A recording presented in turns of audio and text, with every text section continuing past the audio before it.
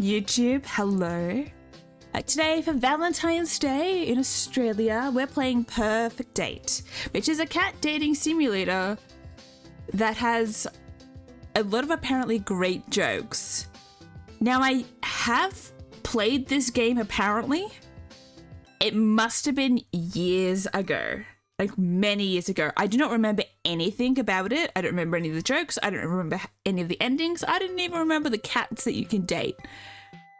So, you know, it's going to be exactly as if I haven't played this before. And that's okay. I do hope that you enjoy the cats and the stories that we will be hopefully discovering today.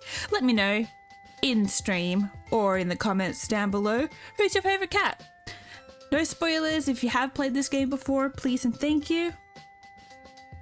But let's get into it. Hopefully we might be able to do like 1 or 2 runs of this game and get like different cats. That'll be cool.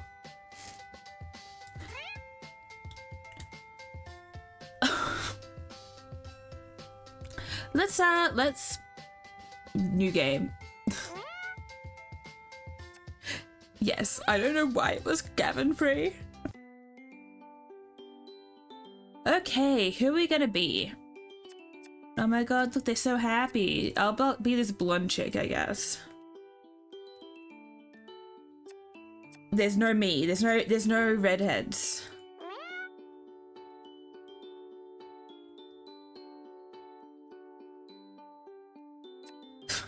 Autosave notification. I'm a devil and I reject the orders. No, I'm an angel. I'm such a cutie patootie. I joke. I'm going to be wiggling so much today. I do apologize. It is hot, but I don't want to turn on the fan because you guys can hear it. I'm not sure how long we've been sailing, but it feels like forever. I'm not feeling too well now, so it's a huge relief to hear the deck lad shout. It's me in real life. I also get seasick. Island approach. Make yourself ready. Hey, Joe. Ooh, what's this star button? We got 4 rest, no romance, research, or recon. I'm finally here. When I applied last month, I was just another broke student living off baked beans and didn't really think I had a chance of being accepted to be part of the prestigious Cat Island research team. Yet here it is, the little black dot in the distance, growing bigger by the second, is the infamous Cat Island, the place I will call home for the next few months. Ooh, Cat Island. My heart momentarily skips a beat. What if there's been a mistake? What if they accepted someone else's application and accidentally sent the offer to me? I rummage about in my bag until I find those papers.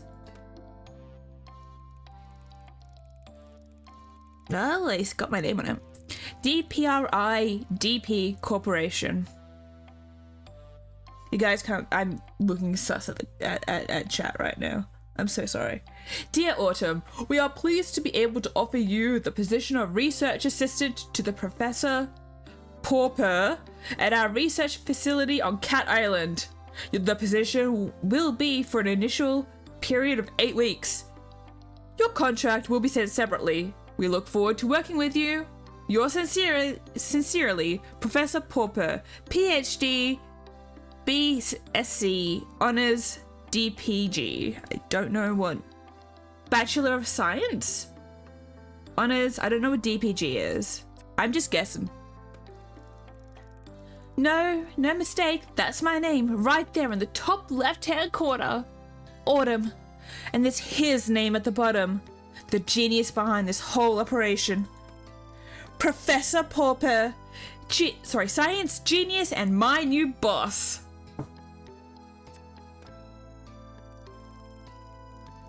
I look up from my papers to see dry land rapidly approaching before us. It seems to be surrounded by a huge barrier of impenetrable black rocks.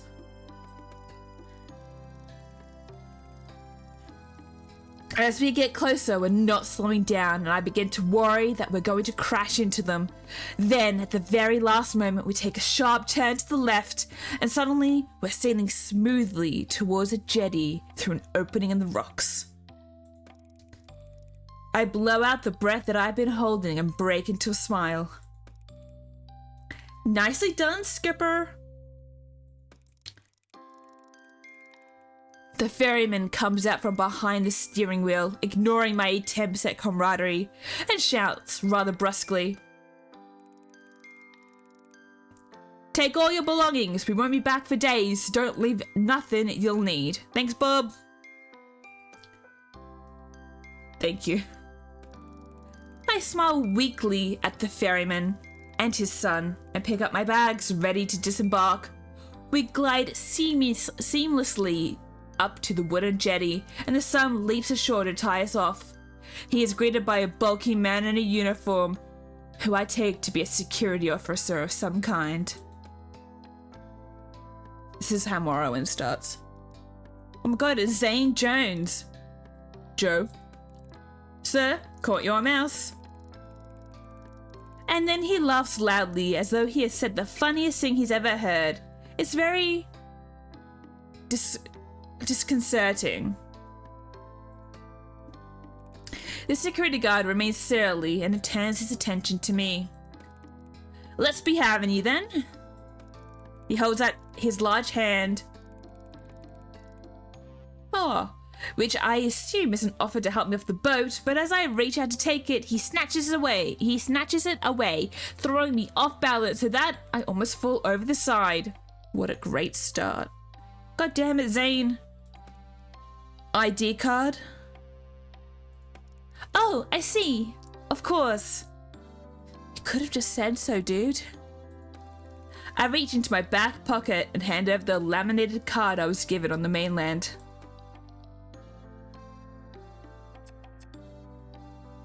Alright, it's got my name on it, it's got my picture, it's got some cats, it's got the date that was issued, which is the 1st of January 2017. I'm gonna guess it's 2017.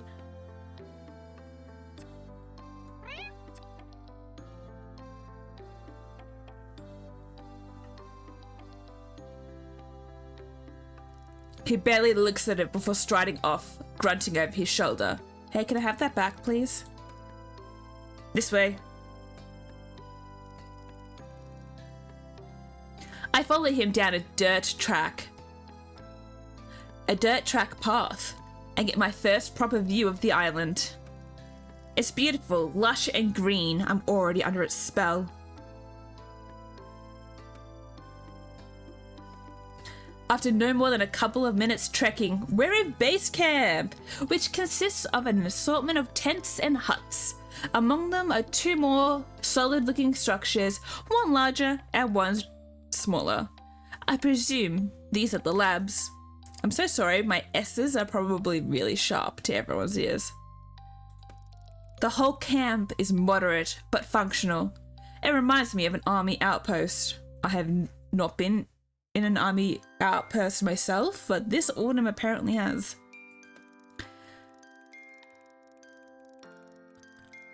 I'm sorry. I'm struck by the lack of people. In fact, there's no one around apart from an older woman sitting outside peeling a pile of potatoes. I smile and give her a little nod, but she just stares back at me. Well, I'm glad she's peeling potatoes because I love potatoes.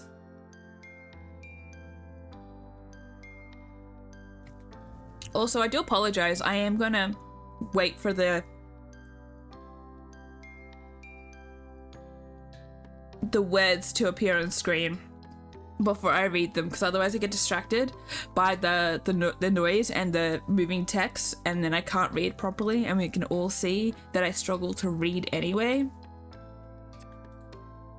Oh, Mrs. Marigold, why do you look so sad? She probably doesn't like peeling potatoes.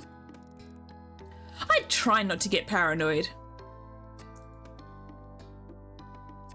Here. Oh, is this my little tent? No, it's not mine.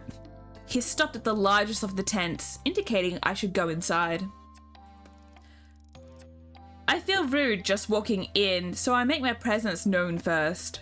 This is not really me in real life at all. Ahem. Hello. Actually, maybe that would be me. A firm but friendly voice calls out, "Come."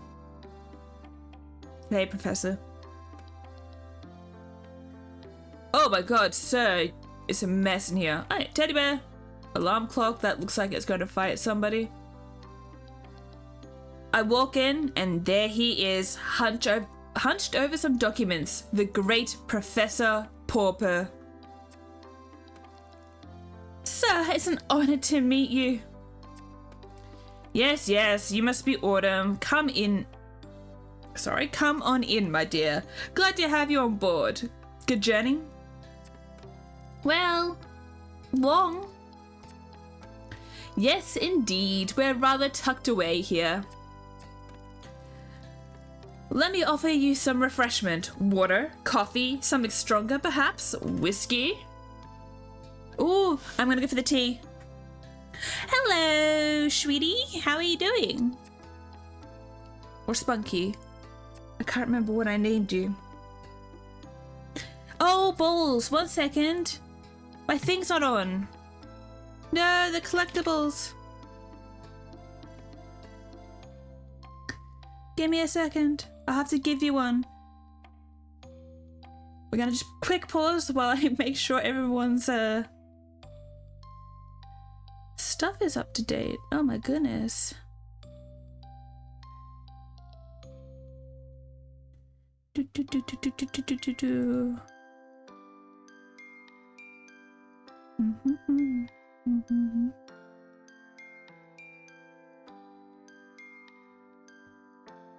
Is there a command that I can do?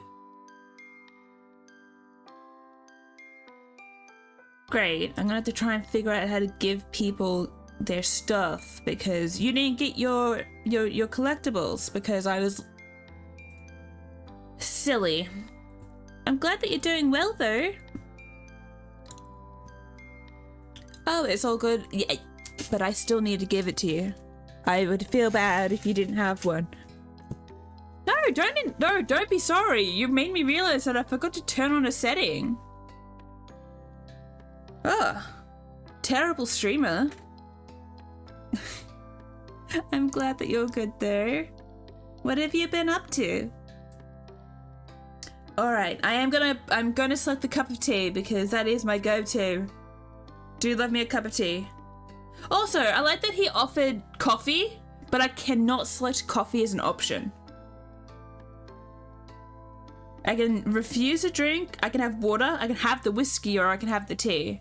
It's like they know me. I mean, but I do drink coffee. But I think I'll have the tea. I did just get off a boat. I would love a cup of tea if there's a pot on the go. Oh, man. Ah, I can tell you're new here. I'm just adding words to this. Ah, I can tell you're new. The tea here tastes like cat's piddle. You don't really want to drink it. Thanks. The game knows me. He pours me a cup of coffee from his canteen instead. It's a good thing I like coffee. It will take you a while to find your way around and discover how it all works. So for today, I thought I would just get you kitted out and maybe introduce you to some of the locals. The cats, that is. I believe you've already met most of the human locals. Oh, I've only met the ferryman and the security guard who brought me here. Yes, that's about it. And the lady outside? Ah, Mrs. Marigold. Her and her husband are the caretakers. Wonderful couple, the Marigolds. You'll meet them before too long. We're a tidy little family here, Autumn, and I'm sure you'll fit in nicely. Red flag right there. Any business that, any business that says that they're a family, red flag. Thank you, sir. I hope so. This one's naive. Okay, first things first, this is your basic kit. He begins to go. Sorry, I'm talking of myself, like I'm tripping over my words. Also, I say sorry a lot, and I was about to apologize for saying sorry. He begins going through a pile of things on his desk, explaining each of them in turn. This is your backpack. You can put everything in it. We'll be going on plenty of field trips, so it'll be very useful. Hello, Mr. Frogman. How are you doing? It's so good to see you. Are you excited for tomorrow? I'm excited for you. Oh, I love the little frog emoji. It's so cute. Sorry. As will your own water bottle, some disinfectant hand spray. These are the heavy-duty reinforced gloves, which are essential when tagging cats out in the wild. Yay, I'm so glad that you're excited. Oh! Please let me know how it goes. I mean, only if you want to, of course, because, you know, it could be weird. It could feel weird that I'm asking you to tell me everything about your Valentine's date. I'm sorry. Alright, got my gloves. You can't sleep? Saw that you were streaming, so you wanted to hang out for a bit? Oh, welcome in. I do hope that you're able to go back to sleep soon. But you're more than welcome to hang out here. We're going to be dating some cats. This is the best that I can do for my Valentine's this week. Oh, awesome. I'm excited. Thank you. Getting all the deets. Hell yeah.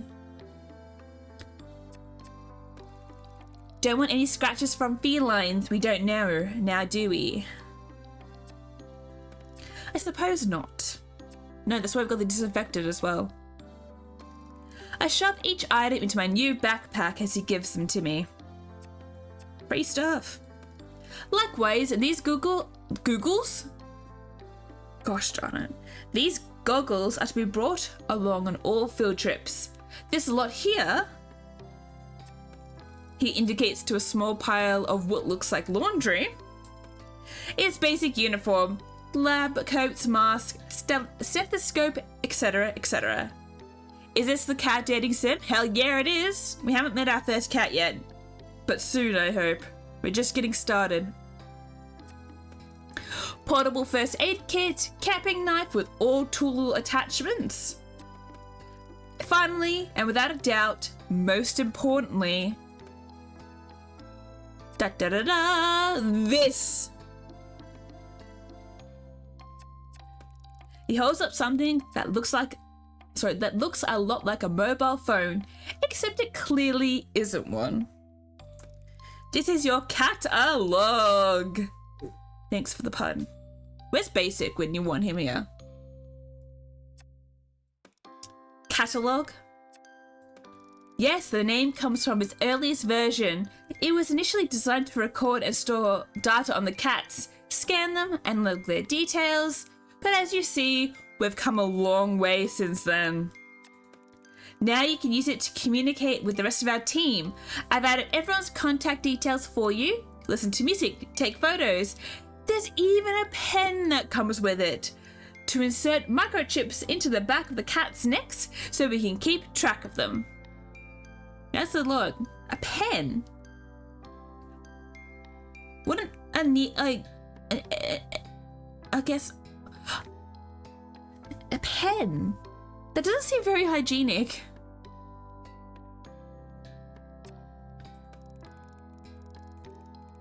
It is a very, oh my god.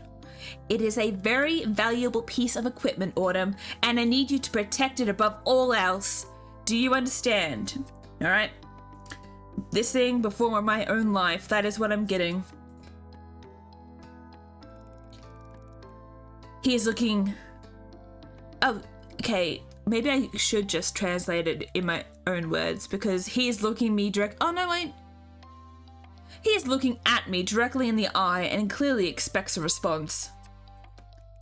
Yes, sir. Of course, I will look after it. I love my expression. Good. You'll get to know all the functions as you go along.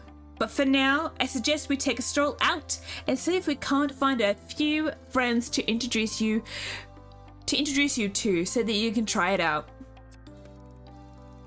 He hands me the gadget. I feel a bit nervous taking charge of it, but also really keen to have a go. This first part is like true me. The second part, I don't know if I would be that enthusiastic.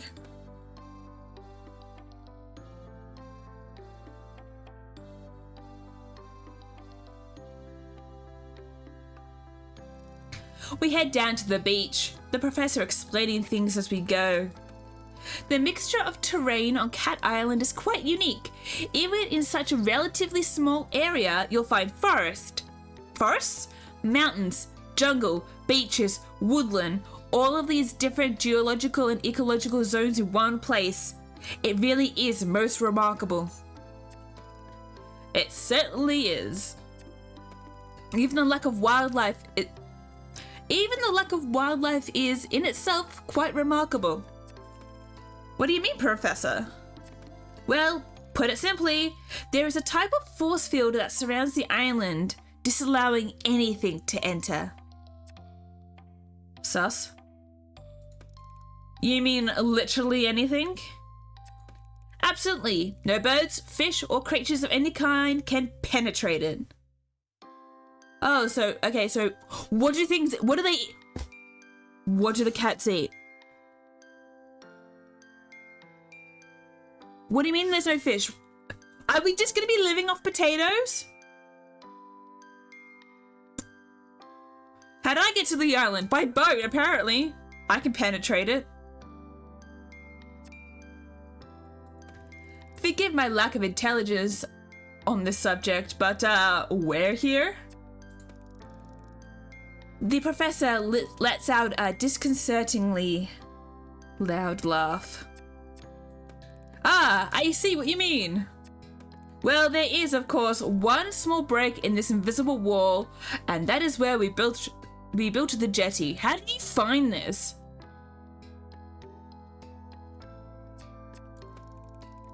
But let's not get too bogged down in all of this right now. What you need to know is that, basically, the island is shaped like a peanut. He has picked up a nearby stick and draws a simple map in the sand. Yep, that's a peanut. Our end of the island is very well known to us now. We have been researching here for many years. But like, which side is it? Professor, you haven't marked it. Which side of the peanut? The other end is not so familiar to us. We have encountered difficulties that have hindered our progress in the region. What difficulties?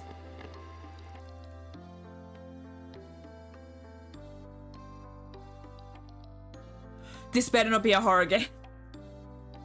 I was expecting to date cats, not be scared. Anyway, what type of difficulties, Professor? Well, we're not as sure as we would like to be, but what I can tell you is that the environment has an adverse effect upon humans, inducing nausea at the very least. Yeah, same here, Mr. Frogman. I just want to date a cat. Not spooping. No spoops, just cat dating. No nausea. And at the worst, fainting, migraines, possible nerve damage. Jesus. Gosh, that is serious. As I say, it's best to keep away. But let's not go into all of that now, my dear. But which side of the island? On this map, which side of the island? Sorry. You've had a long day. For now, let's just say that we refer to the far end of the island as the danger zone. For good reason. I wish you kind of sent this to me in like a little pamphlet. Or I can just be like, no throw up, just making biscuits. Yeah, and giving pats. Sorry, I forgot to mute while drinking my juice. I'm so sorry. I I must ask you not to put yourself at risk by venturing beyond this mountain range here. But where? He refers to the map once more, drawing a line just past the center and an X through the end section. Okay, no, here we go. This conversation could have been an email, Mr. Professor Man. Exactly, it could have been an email or a pamphlet. There are wild, aggressive cats out there. I wouldn't want you getting too close to them. Oh my god, it's a bad boy cat. I'm in. I can fix him. Unlike our lovely fellows closer to home. I mean, I can settle down for a good guy as well. I'm not fussy. He has led me to a spot where a few cats are lounging about. We've got an ad in like 5 seconds, so we're just gonna pause because I would feel really bad you guys miss out on this delightfulness. All right. Bad kitty, you know, biker, leather jacket, cut off sleeves and everything. Maybe. I could be down. Or we can just have like the brooding bad boy type, you know, in every high school drama that the cheerleader ends up going with. That could be nice. Anyway, let's have a look at these cats. Who do we have? What do you say we try out your catalogue now, Autumn? Why am I giving the professor like a sexy voice towards me? No, he's supposed to be like, professor. An old man professor. The voices are all going to change. I'm not going to remember who's got whose voice. I mean, I know mine. He stoops down and picks up one of the animals, a disgruntled-looking cat who is sleeping under the shade of a palm tree. Just bullied this cat. The cat lets out a displeased mewl, but doesn't struggle. Its large body billowing with long orange fur, just sort of hangs in the professor's arms in lazy resignation. He's like the Crookshanks cat, but why is his eyes like so red? Does he need like eye drops? He is a thick boy, and that's a lot of C's that you've put in there. Would you like to have a go at scanning this delightful chap? Hell yeah. I find the on switch and somewhat timidly activate it. Fuck me. Sorry, language. The gadget immediately comes to artificial life, emitting a boop, boop, boop sound with a red pulsating light. I select the app labeled CAT scan. Huh? And it loads instantly. There's no delay on this thing. Get it? It's a CAT scan. Humans can have CAT scans. Psst. I'm gonna try and find meaning in everything. The professor holds the cat towards me with arms outstretched. I'm sure he said the scanning chip is implemented into the back of the neck somewhere, but it's difficult to find this one's neck amidst the thick cloud of fur. Did I just call him fat? I blow to make a parting and press the catalogue to his skin. It's a bit like scanning groceries in the supermarket where I used to work. Real life Autumn has never worked at a grocery store or a supermarket. That should do it. And he plops the Marmalade Tom back into the shade. Sure enough, upon withdrawal, I find the cat has been successfully scanned. Oh my god, his name's Floofy Bud! Meow. Look at him! He's just a little guy! With me, with every cat, it's just gonna be me saying he's just a little guy. Floofy Bud. Name, Floofy Bud. Gender, male. Age, 10 years, 4 months. Breed, red tabby Persian. Eye color, red. Oh my god, he's perfect! Look at the tail! Where's his ears? Bye, dude. Amazing! I mean, the gadget is cool too, but this cat is a 10 out of 10 cat. Floof! Clever, isn't it? A large part of your job here will be to tag and scan the cats, such as Mr. Floofy Butt here. But it looks like you'll have no problems at all in that area. Excellent work, Autumn. 8 out of 8, mate.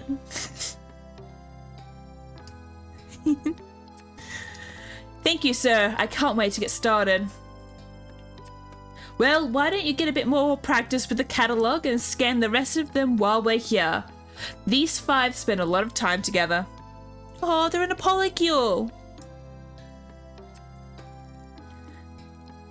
They're like a little family, aren't you? Oh, yes, you are. He's so happy. The professor seems to be a genuine cat lover like me. I think we're gonna get it on great. Okay, here goes. No help this time. The professor steps back. The first cat I approach is very friendly with beautiful calico markings. It comes towards me, already purring. Meow! Oh my god, it's Trixie!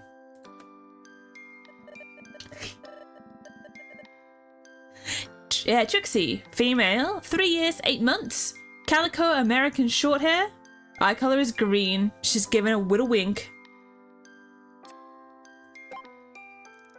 Next is an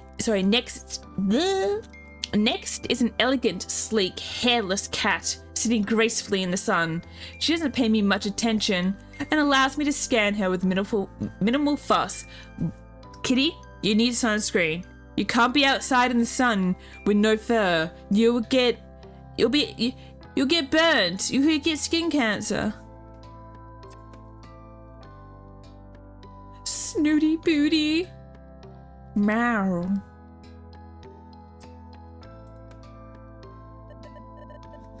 Female, 11 years and 1 month. She is a sphinx and her eye color is blue. I'm not that much of a fan of sphinx cats, but they can be really cute. They're apparently very affectionate. The 4th cat I approach is a noisy one. Meow, meow, meow, meow, meow, meow, meow, meow, meow, meow. Oh, they give you the creeps. They're just a little, like, I've never met one in person. But they just look a little funky.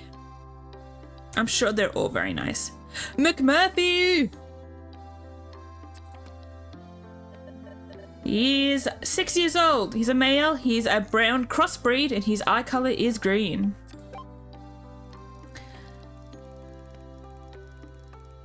And finally, the one I've been deliberately putting off until last. He's been skulking around the edges of the activity, eyeing me suspiciously, as though he could pounce at any moment. A friend of yours had one, always wore a cute sweater. It was quite adorable, actually. Yeah, they get little sweaters to keep them warm. I laugh at myself, already projecting personalities onto these animals. Hello, Kibbles.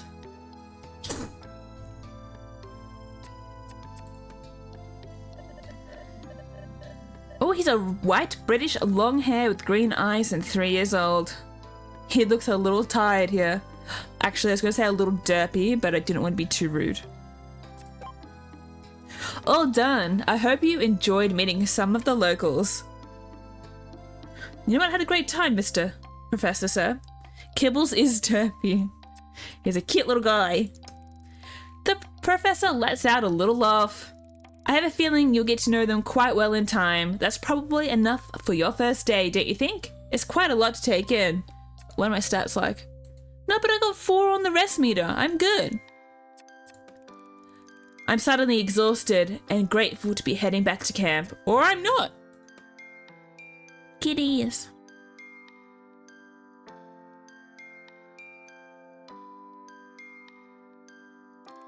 It's quite late by the time I've unpacked and settled myself, but I want to write my journal entry before I sleep. Who's the front runner? Who am I risen? Oh, I don't know. McMurphy. with his little chatty personality is pretty cool. But you know what? I have to see them all. I need to meet them all a little bit more, you know. Could be anyone. It really could be. I mean, the Sphinx, Snooty Booty. We could cuddle. We could snuggle, you know. I think I could love all of them. I'm surprised at how chilly it is. I've pulled my sleeping bag right up to my chin, but I still feel goose pimples bloom over my arms. Shivering, I rub them to warm myself up. Oh god, if it's cold, we're doomed. I cannot handle sleeping in the cold.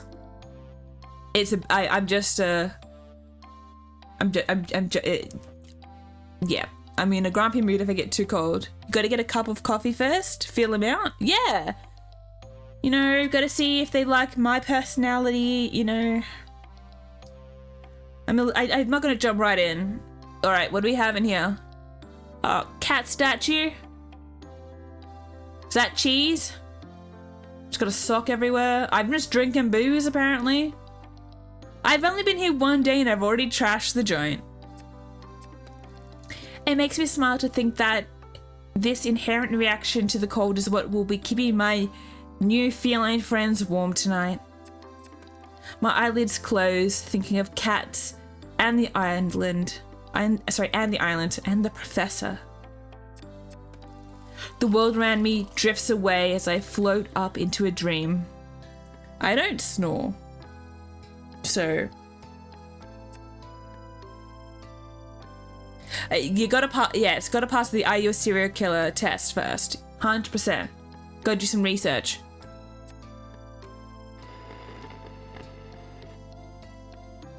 What was that? Why am I in like a? Why do I feel like I'm in a simulation? I'm not sure how long I've been asleep, but I awake with a violent jolt that leaves me sitting bolt upright.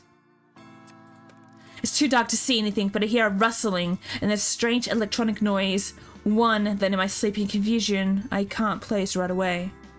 Boop, boop, boop. Oh my god. Is there a cat nearby? The catalog! Acting on instinct, I scramble to my feet and follow the noise out of the tent. I'm in my pajamas. I look around me and my fears are confirmed when I catch sight of a pulsing red light getting fainter in the direction of the forest. I snap into action, running as fast as I can. Barefoot, dressed in my pajamas, running at full speed into the forest in the dark night. I must be crazy. The words of Professor Purrfect are ringing in my ears. Don't go past the mountains. I need you to protect it above all else. Oh, did my catalog get stolen? My legs are trembling beneath me. I stop, feeling my heartbeat heavy throughout my body. I wheeze in and out, my breath billowing in front of me in white puffs. Puffs. I mean, I would be doing a wheeze. I am not fit. Look at all these little cat statues. I shouldn't feel like this. Why am I so dizzy? I try to get my bearings and I realize I've blundered perilously close to the danger zone. I can just make out the shapes of some large animals in front of me before my eyes close and I drop to my knees. Wow. These are not passing the serial killer test. ...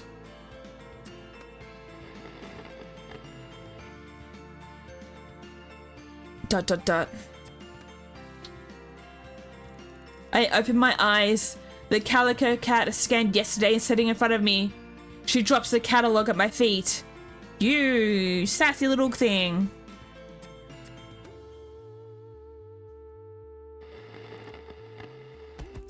I pass out.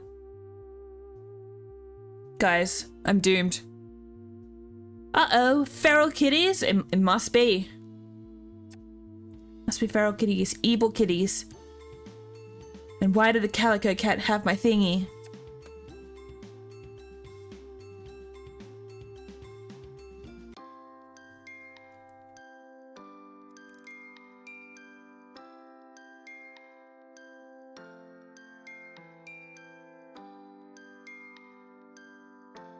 Sorry, I'm back. Hello, can you hear me? Hello, Floofy Butt. My little friend. Are you okay? McMurphy! I'm not okay. What is it? Oh, hey, Kibbles! Don't be ridiculous, Kibbles. It's a human.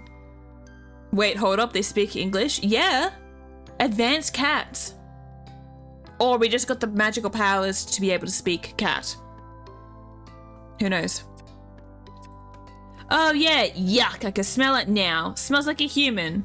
Kibbles, please. Is he a is this a racist cat? Racist against humans? Oh, you speak kitty, makes more sense. I think us speaking kitty makes more sense than them speaking human. Oh, do be quiet. Thank you, Snooty Booty. Species cat. Yeah, that's exactly right. They're species. Are they alive? I feel alive now. Of course it's alive. It's breathing, you imbecile. Be friends, guys. It's supposed to be a polycule. Why isn't it moving? Tired? Would you come on and give them some space? Move back a bit. He's a logical cat. Yes, stand back. Move out of my way. Let me have a proper look. You want to take Trixie out for a drink? She's really kind at the moment, but how did she get the catalogue? How am I on the beach? What's going on? Hey, Snooty Booty. I begin to come to. The Sphinx cat is standing over me as I open my eyes. We stare at each other for a moment while I try to take in what is happening. Is this one defective? Yeah, no, I just have social anxiety. Oh, I feel sick. I'm gonna puke. The cats watch me intently. Am I going insane? Ouch, my head! What is it chattering about?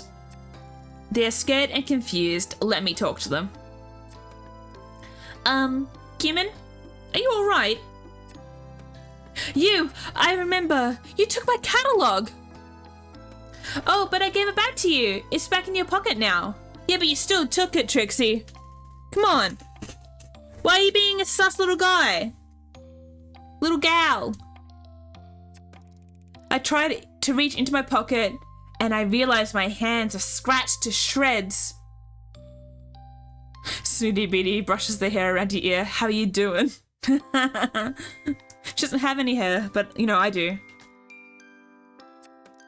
Ow, ow, ow, ow, ow, ow. What's wrong with my hands? I try to stand. Ow, ow, ow, my feet. What happened to me? Yeah, I guess that's from all the claiming. I ran, what? I told you it wasn't ready for that. Okay, she, please. I have preferred pronouns. As I'm sure you guys do too. What's that? Ready for what? Its anatomical structure is far too delicate. Oh, you're a scientific one, are you, Mr. Fliffy Butt? I tried to slow it down. Thank you, Mr. Kibbles. Yeah, Floof, you try restraining a human who's that determined. You stole my staff. It was like a margay. Its anatomical structure didn't seem that delicate to me. I think isn't a margay a type of bird? Not bird. A type of like wild cat. 1 second.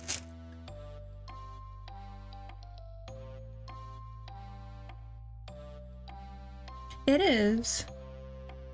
Oh, they're so cute. Oh, they're just little guys.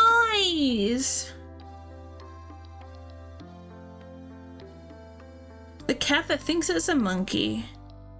It's a small wild cat native to Mexico, Central and South America. Oh, I need to find you one. 1 second. Give me a second. I'll see if I can get one up on screen.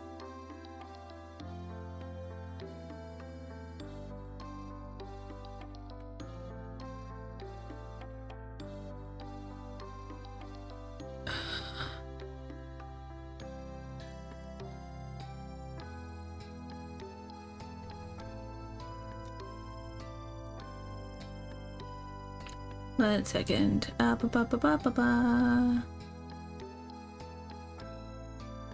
Oh, what did I accidentally do? Guys, I accidentally did some stuff. Oh, I accidentally cleared the chat.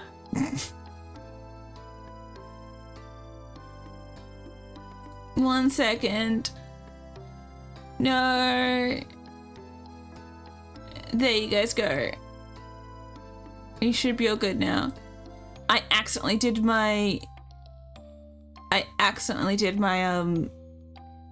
emergency stop. 1 second. Yeah. Oh no, you guys can't see it.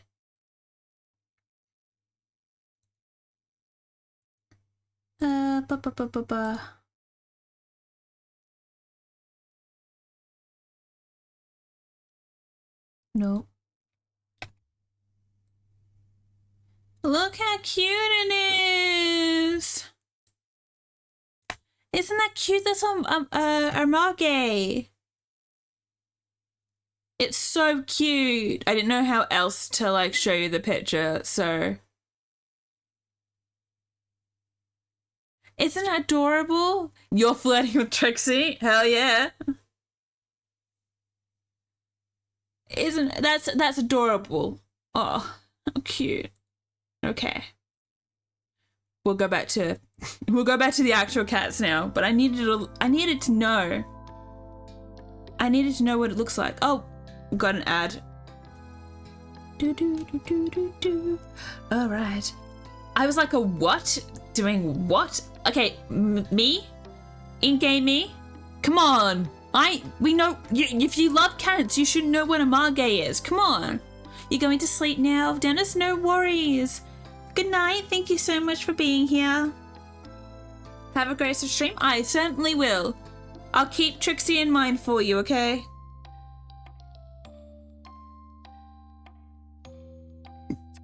Sorry, I just burped. You made your own way back to the beach. Bye, Trixie. I'll let her know that you said goodbye. Don't worry. You've made... Oh, okay, but that doesn't explain... I show my bleeding hands. You crawled, Kara.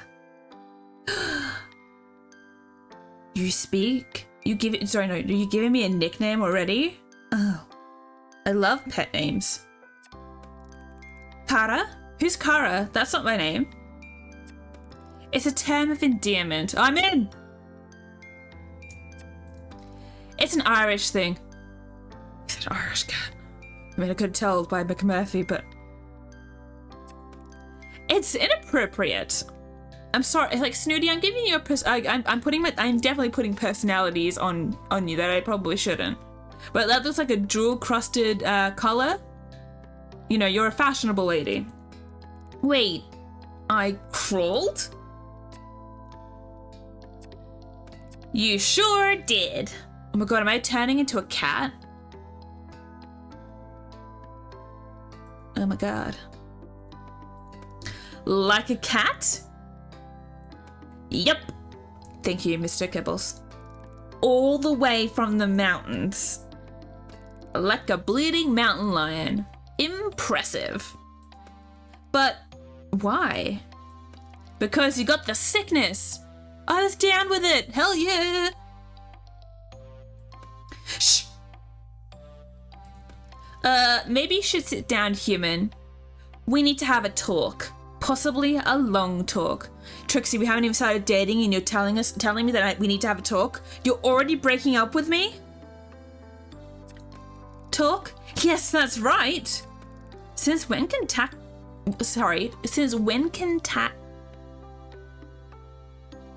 Am I having a stroke? Since when can cats talk? Oh, for goodness sake, since the dawn of time. How else do you think we communicate? Ah, stop splitting whiskers, Major. You know full well what the human is saying. I think the revelation here, Kara, is that you can understand us. Hell yeah, can speak cat. Wish I could do that in real life so I can ask Delilah what's going on. She's alright. Let her know that we're just cutting her nails because she needs them cut. And we're not trying to hurt her. Yes, that too. Will someone please explain what the hell is going on here? Well, we don't fully understand everything ourselves. At least not all the details of how this works. I think being stood in a forest, surrounded by a bunch of talking cats, is about as much detail as anyone would want. Actually, no, I would like more answers, please.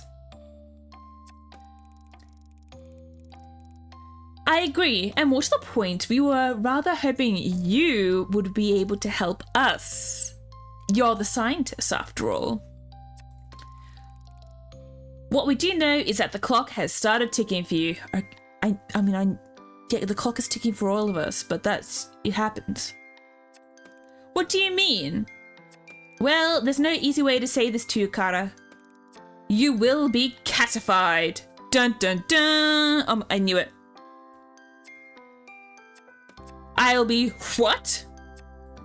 Whether you help or not, you don't have a lot of time before. Ahem, if I may. It would seem, and we're basing this on our experiences to date, that when a human manages to find themselves in what I believe you call the danger zone, they're vulnerable in ways that they previously were not. That is to say, you're screwed.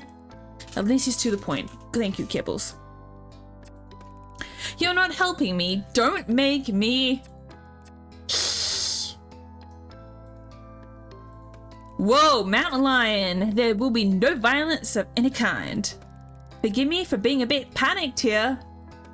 The vulnerability to which Snooty Booty was referring is simply put, if you're bitten or scratched by an elder cat within the danger zone, you'll begin a process of change that ultimately will result in a full feline transition.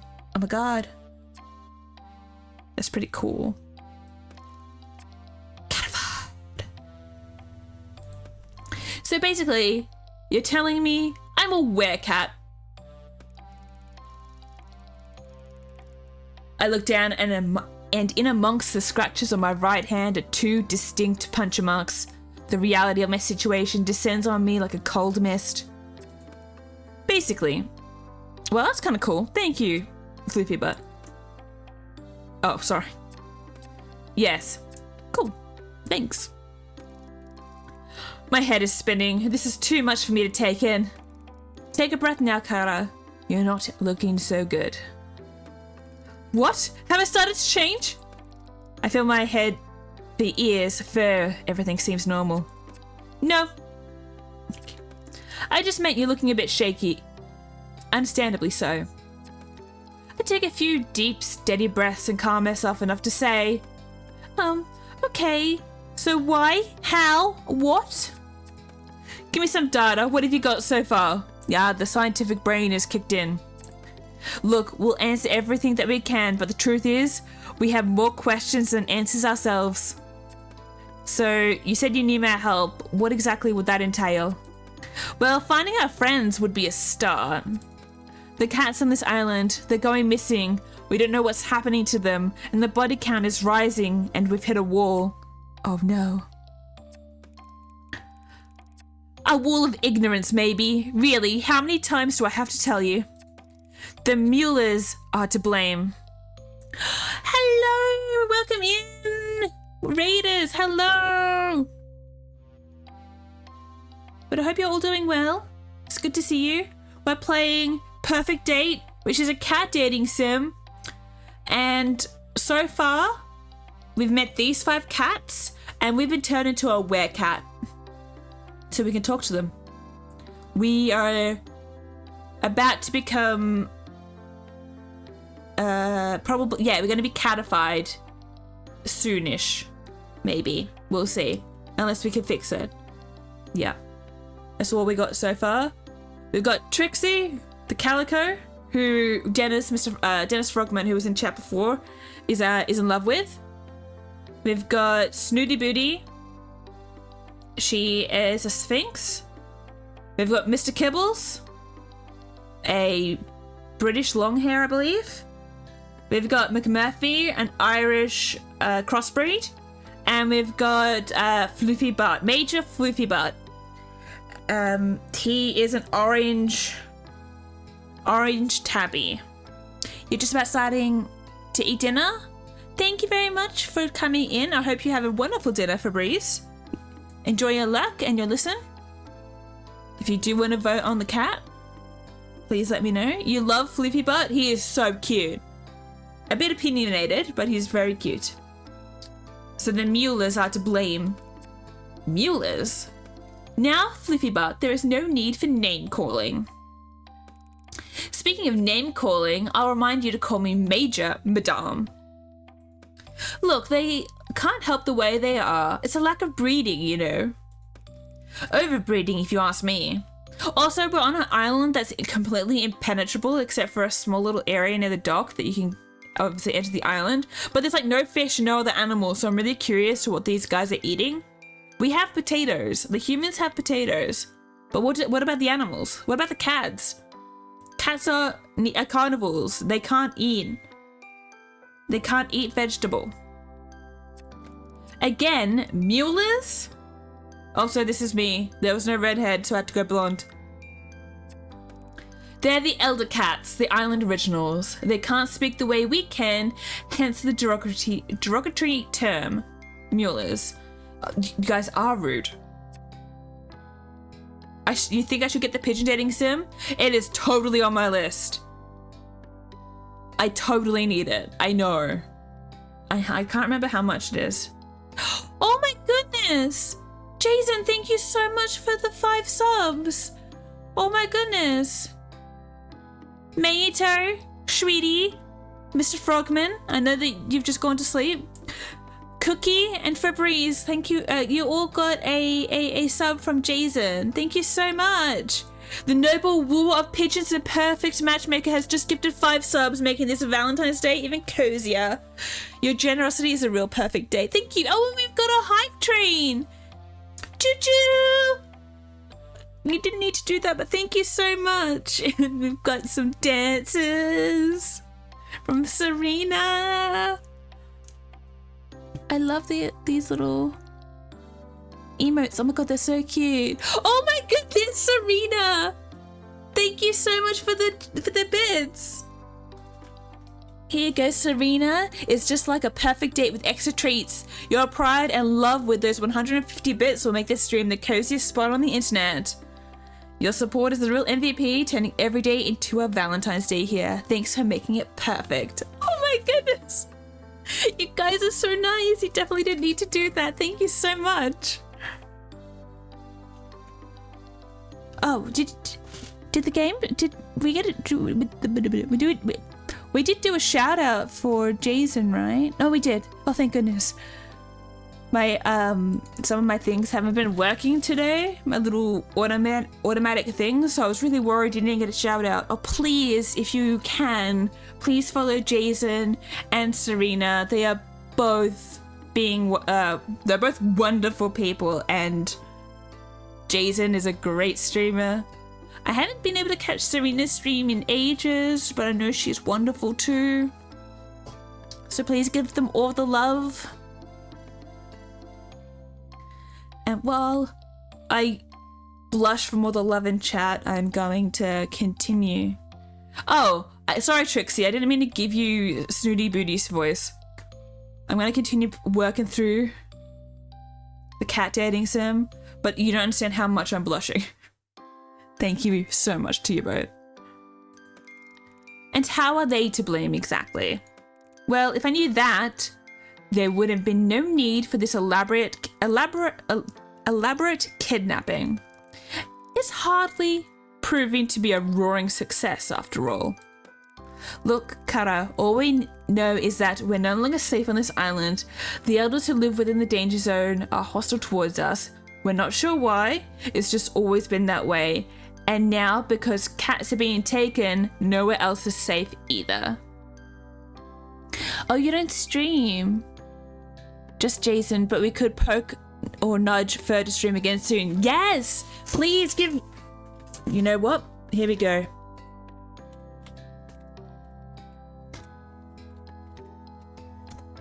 We'll give Febreze Daddy a big shout out as well. I like that I rate. This is really funny because I was watching a stream, Jason. I'm classified as a raider myself from your channel. I got the little raider banner. Febreze is a cozy chaos gremlin. They create a safe space for all with plenty of blankets and warm drinks to go around. When they're not furiously gaming, you'll find them chilling in Palia or spreading love and good vibes. 100%. They are great. They have been so kind to us on this stream from way back when I first started. So we definitely need to give them all the love, and I would love to see them streaming again.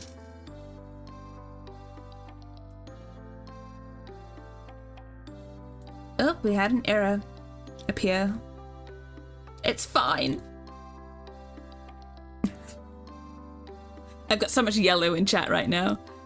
Anyway, nowhere else is safe either. You expect the occasional mishap. We live in an undomesticated world here after all. But lately, cats have been disappearing almost every day. Even the last human we catified went missing. Oh, you guys purposely did this to me? Rude. I'm sorry, what? Let's not open old wounds, Kibbles. Yes, onwards and upwards. You guys are sneaky little guys. Well, first things first, this werecat thing. Catification. Transition. Thank you guys for the hype train. Let's open the hype chest. We've got a... Oh, look how cute. We got a cute little emote. Choo-choo. Well, I got this one. Don't forget to claim your hype chest. Whatever. How does it work? Choo-choo. Yes, choo-choos all around. Time passes and then you transform into a cat. Oh, hey, you have that one? Awesome.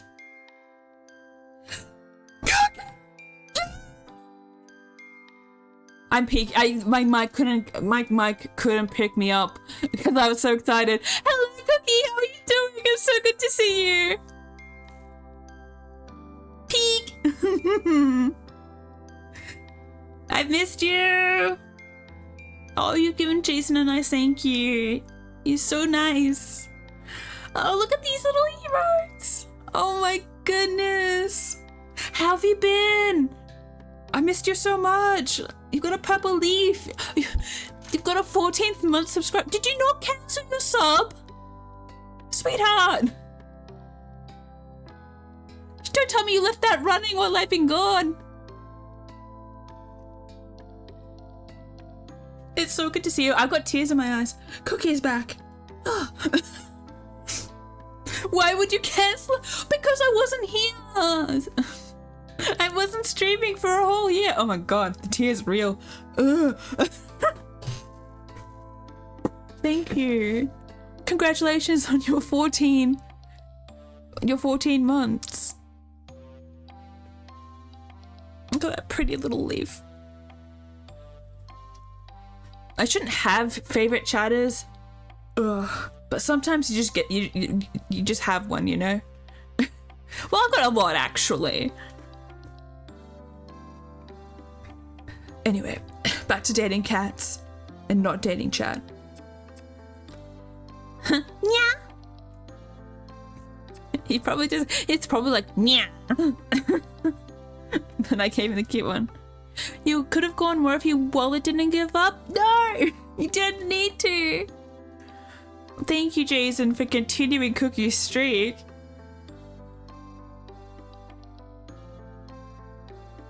Just a reminder, there is definitely no need to sub or gift anything, or just being here is absolutely lovely. The follow button is absolutely lovely. I thank all of you. Always. But please, you guys come first. Don't spend your money on me if you can't. And even then, if you still technically can.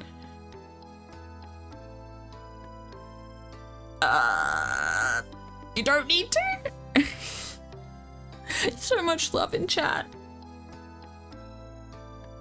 It really has been a hot minute. Such a big hot minute, Cookie. Oh my goodness, it's so nice to see you. I'm going to be starting, well, I'm hoping to do a Pokemon Heart Gold Soul Silver soon. And I was hoping that you'll be back for that. But I'm here. It's been so long. And I've been thinking about you for like ages. I've been thinking about, again, I think about a lot of people in chat, but a lot of people came back from my first stream back and Cookie wasn't able to make it. And I was just like, I hope they're doing well. I hope they're doing well. I miss them. Alright, back to the game. Ugh. I'm an emotional person, okay? I cry always. Don't panic. Sorry. This face is the complete opposite to what I actually feel right now. It's a gradual process. It's different for everyone, but you won't just turn overnight. The clock is ticking, however. Oh, Snooty Booty, I forgot to give you your voice.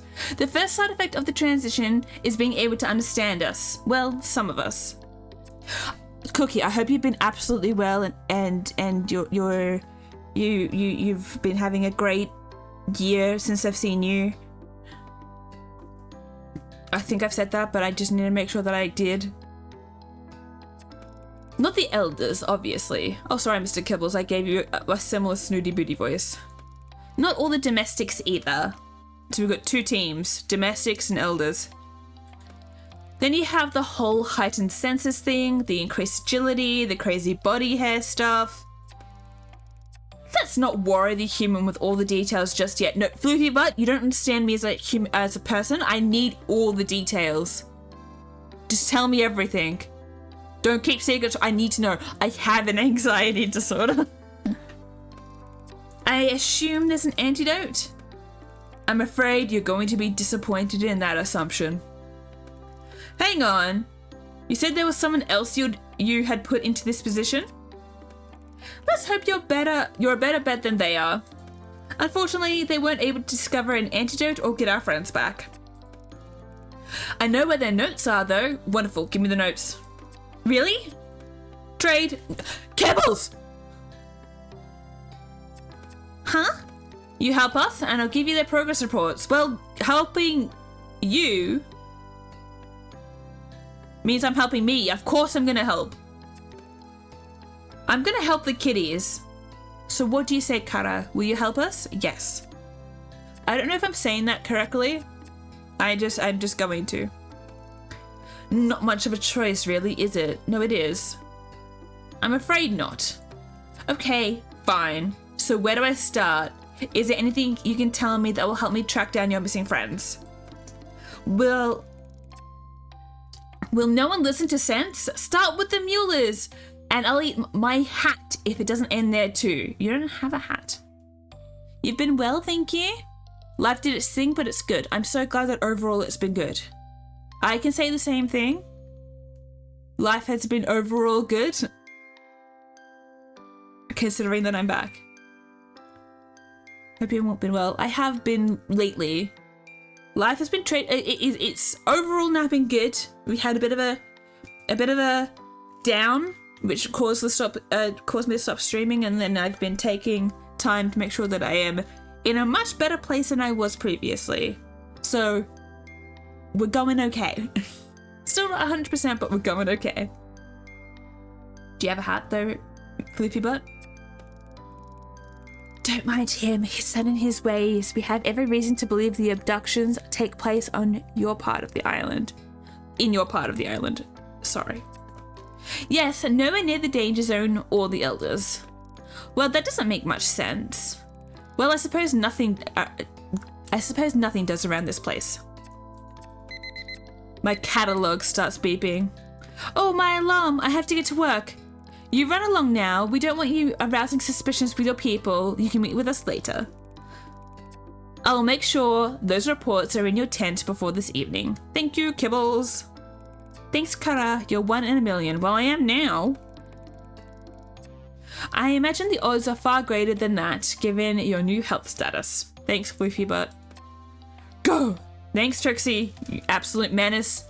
And thanks from all of us. You're all awful. Like, technically, you're the ones who kidnapped me and turned me into a werecat. Rude!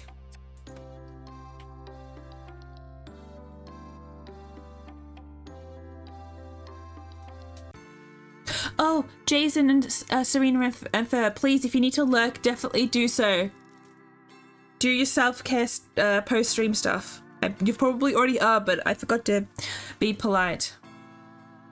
It's not easy keeping yourself at 100% of the time, but it's great to hear you're keeping well enough despite it. Thank you. It has been a bit difficult, but, you know, I am feeling so much better. After a rather painful journey, I'm very grateful to finally limp into camp. I have just enough time to get myself tidied up for work, and am about to peel off my filthy pajamas when I hear my catalog beeping. Beep, beep, beep. I have a message, but I can't tell who it's from. It's not from any of the contacts that Professor Purrfect programmed into it. In fact, there's no contact information at all. Are you sure it is wise to trust everyone? Anyone? Great, now I'm getting spam text messages. What on earth does that mean? They're just trying to scare me. Oh, new phone, who dis? Sorry, who is this? There's a lot you don't know. Think carefully about who you confide in. You have returned? Welcome back. Your own floofy butt needed food? Oh, 100%. Gotta feed the kitties.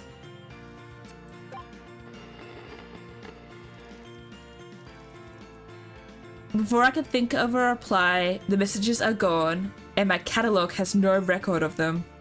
Dun dun dun! I don't have any time to think about this right now. I need to get ready. Oh, flashlight! Why didn't I grab that? As soon as I'm presentable, I head over to the lab. I'm 10 minutes late. It does not give a good impression on my first morning. No worries, sweetie. Have a good sleep. Thank you so much for dropping in. I will have a great stream. It's already amazing. Plus cats. Hopefully I'll see you soon. Have a good weekend. That's it. Have a good weekend. Oh, why are the kitties in cages? Autumn, good to see you. I was beginning to worry. Did you oversleep on your first day? I'm terribly sorry, sir. I think the travelling and all the excitement of yesterday. I take punctuality very seriously. Yes, in real life I do. He cuts across my apology. Not to worry, it's perfectly understandable. You'll find I'm quite relaxed about most things. As long as you get the work done, I don't mind much what hours you keep. Thank you so much for the flexibility. So, shall we get started? My goodness, what on earth happened to you? He's looking at the scratches all over my hands. Oh, I fell and tried to save myself by grabbing onto a bush. Classic me.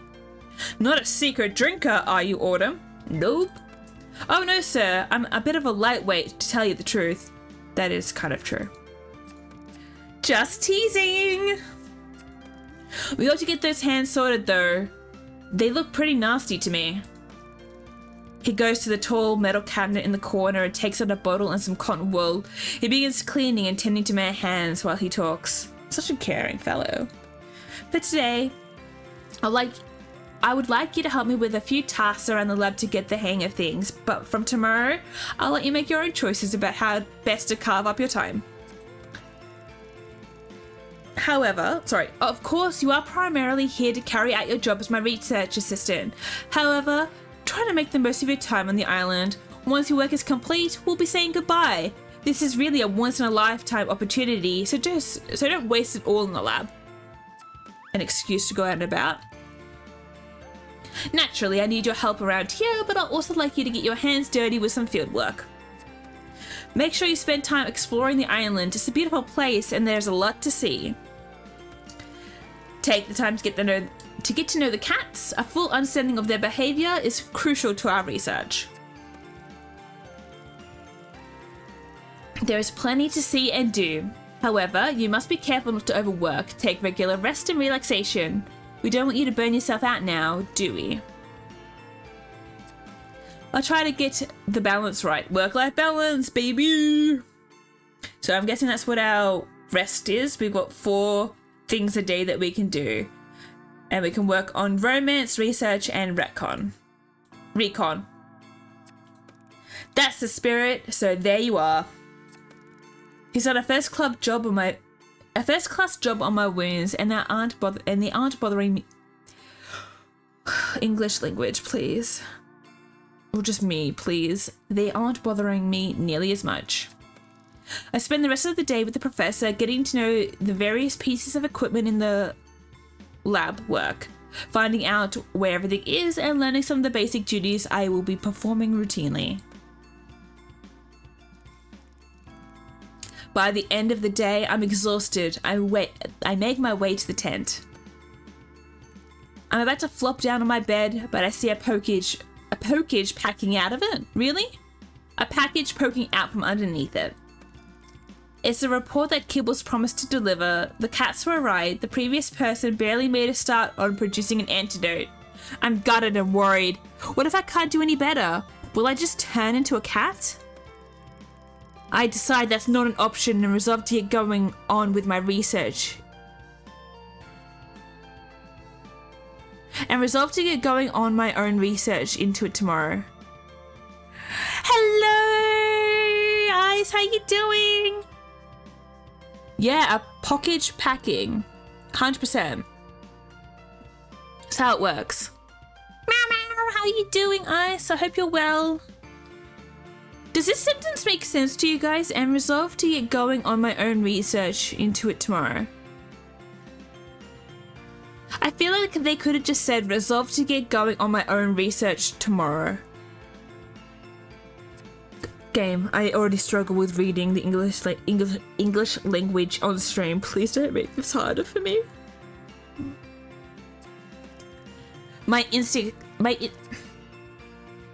Case in point.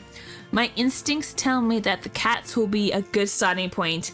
I have a feeling they know a lot more than they are prepared to tell me. Idiots. Just lay it all on the table. I need to gain their trust to see if I can't get them to open up a bit. I'm sure I'll make more progress if I focus on one at a time. I'm optimistic that one-to-one sharing will provide fruitful. It's a small glimmer of hope. Tonight, I'm not fit for anything. I can barely even write in my journal before I fall asleep. Got a question for everybody. Which cat should we start with?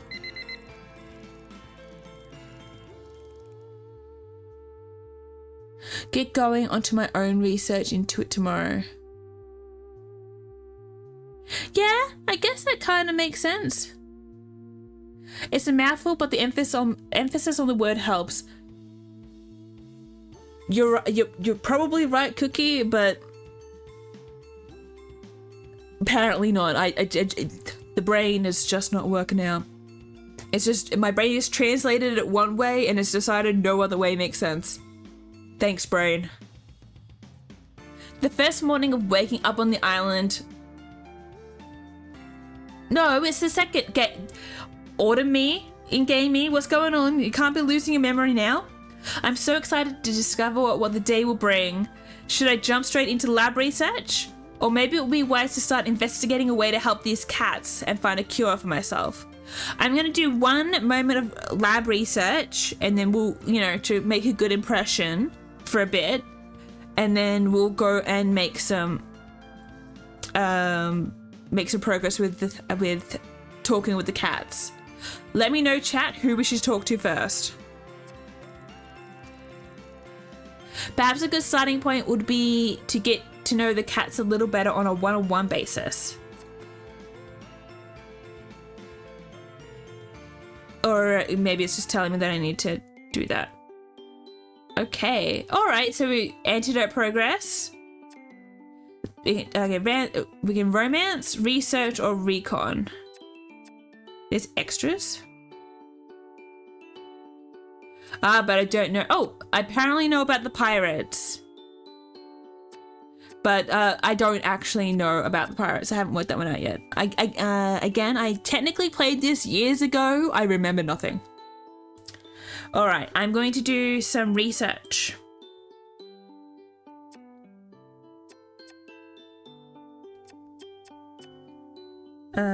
Okay, so we can do research 5, 12, or well, apparently I've done these. We'll just do this one. Unlocks after completing research 3. Round up. It's time to round. Oh my gosh! It is time to round up some rowdy kitties. A slow day today. I've only got to organize a few samples from previous field trips. Today I'm off on a field trip of sorts with the professor. I can't wait to see what he's planning to show me. Let's do some cat collection.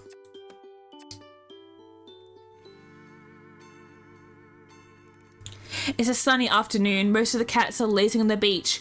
Perfect, like shooting fish in a barrel. I double check my supply list. Crates, treats, sedatives, snare, catnip, antiseptic cream for myself. I've got everything. Really? It's the afternoon already? I have a sick feeling in my tummy, but I ignore it the best I can. This is going to be a challenge, but I'm pleased the professor is trusting me with more physical tasks. Maybe I should have done the cataloguing. I walk out onto the beach, feeling like the child catcher. I keep reminding myself that I'm doing this for the greater good, even if it makes me unpopular with cats. Damn it. I set up the crate in an unsuspecting location and keep the snare hidden behind my back. At first, I stroll around, trying to look as casual as possible, whistling a tune as I walk. I get close to one of the smaller cats. I start to stroke her. I want this to be as painless as possible. The cat responds well to me. She even starts to purr gently. Are you going to come with me? The cat looks at me with big, wide, loving eyes. Come on then. I pick up the cat and carry her to the crate and I place it gently aside. I lock it shut, even though the cat makes no attempt to escape. Well, that went better than expected.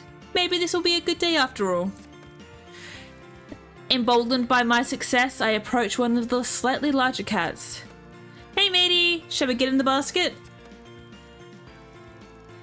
I give him a little stroke. He doesn't respond badly, although he doesn't seem particularly interested either. I put my hands on either side of his body, ready to pick him up. He doesn't look happy about it and growls a warning at me. Hey mister, it's going to be okay. We're just going on a little trip, alright? As soon as I start to lift, all hell breaks loose. Yowling and hissing, he scratches my arm to ribbons. I try to get him into the basket, but he stretches out and I can't fit him in. Oh no! Ow, ow, ow! Oh no!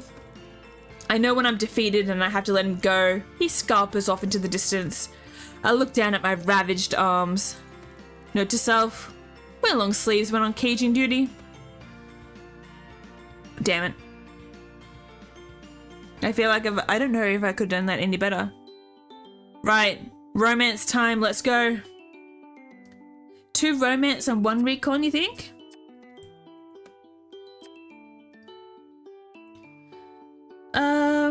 I can't talk to Floofy, Trixie, Kibbles, or the question mark one. So McMurphy or Snooty Booty?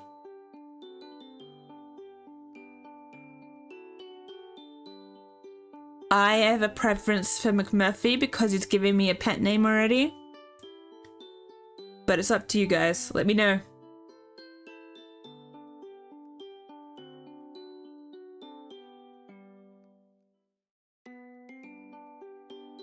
McMurphy? Done. Thank you, Jensen. Jason. Oh my god. I know who you are, and I know your name. and I butchered it so badly. Oh my gosh. Jason, you're amazing. Thank you for picking McMurphy.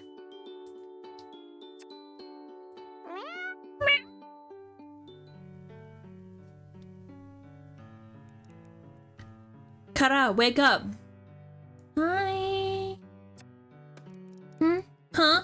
Mommy? Is that you? Shush, quiet, Kara. Come with me. I've got something to show you, but you have to be quiet. McMurphy? Yes, it's me. But it's the middle of the... It's the middle of the... It's the middle of the night? Come on, game. Or maybe I can do 4 tasks before resting. Ah, Kara, you're not scared, are you? Don't laugh at me, Ice. I'm struggling here. Why would I be scared? Creeping around in a forest in the middle of the night? Don't worry, Kara. I'll be there to protect you. McMurphy, you know very well that there's a force field around this island stopping anything from the outside getting in, and it makes this a perfectly safe place. Indeed. So the only things you have to worry about are the things that are already here. Great, thanks, McMurphy. He leers at me with a mock snarl. Buddy. Seriously, Murph? You're the worst right here.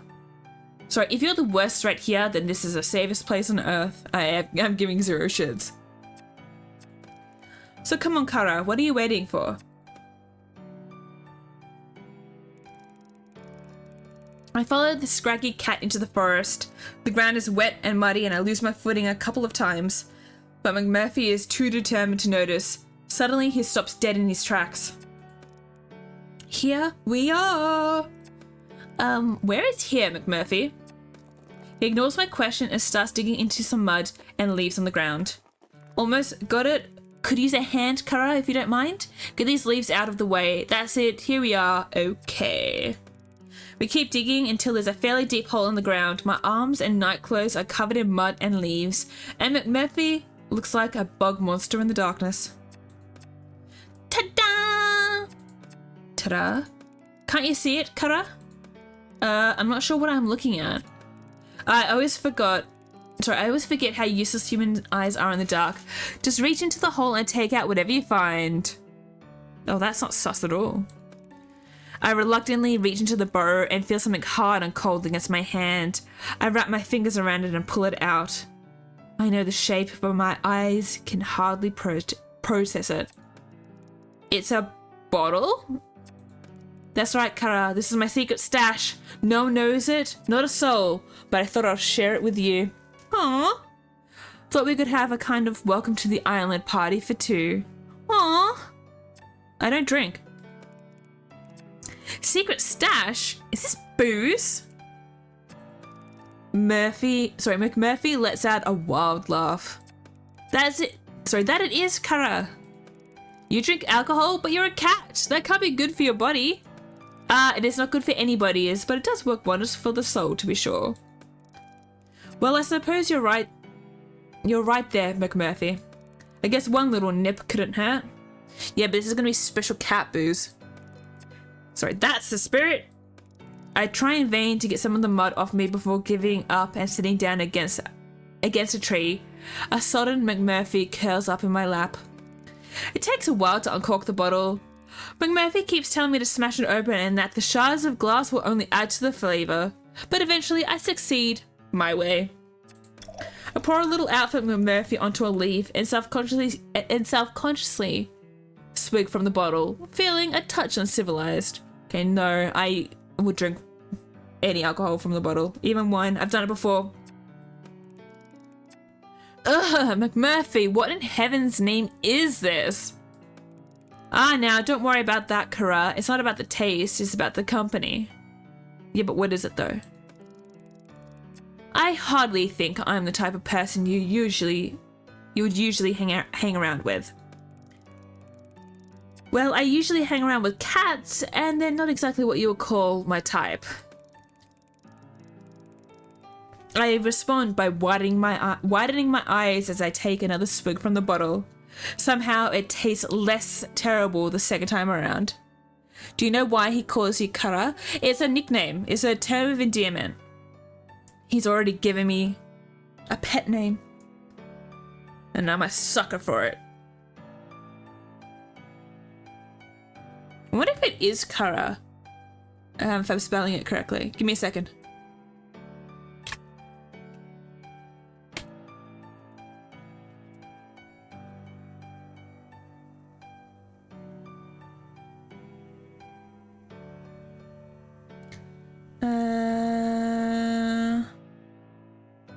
Oh, it could be Chara.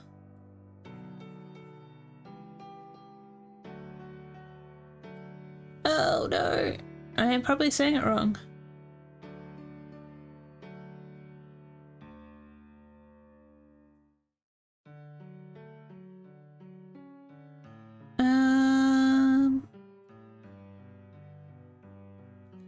Mochara is the French for the Irish word for friend.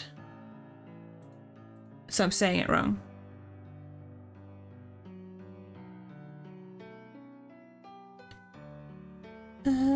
Sorry.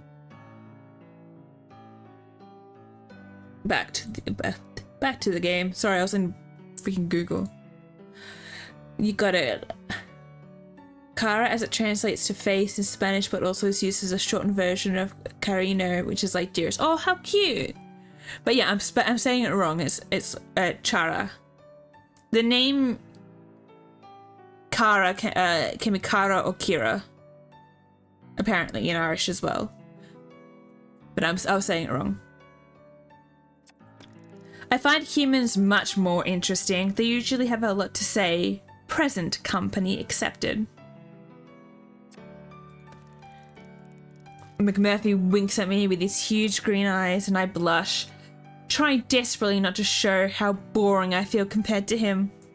Me in real life. Always think I'm boring. Don't take it harsh, I'm only joking, Chara.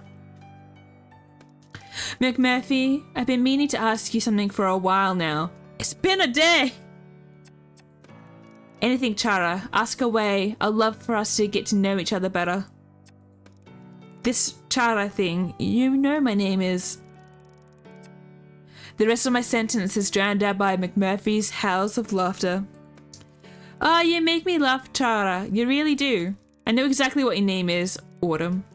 Chara is just like a pet name, you know? There we go. There we go. Here we go. The explanation is here. Chara means friend, buddy, amigo. It's something my mammy used to call people and I guess it stuck. It's one of the few things I remember about her actually. That and her beautiful smile. Hey, flash me your pearly whites.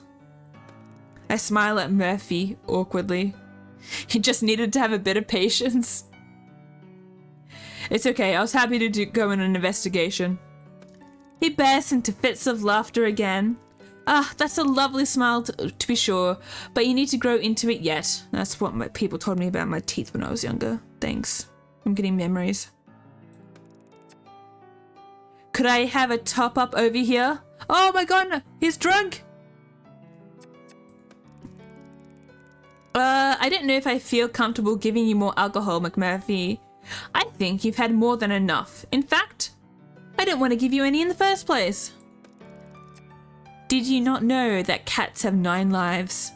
And I want to spend all 9 of them with you, McMurphy. I'm joking. So far, maybe. Who knows? And you want to waste them all on booze. And why not? Besides, the night is still young, and we've only just begun our conversation. Come on, Chara, we've got a lot of chin wagging to do yet. Are you going to pour or not? Are we pouring, or are we staging an intervention?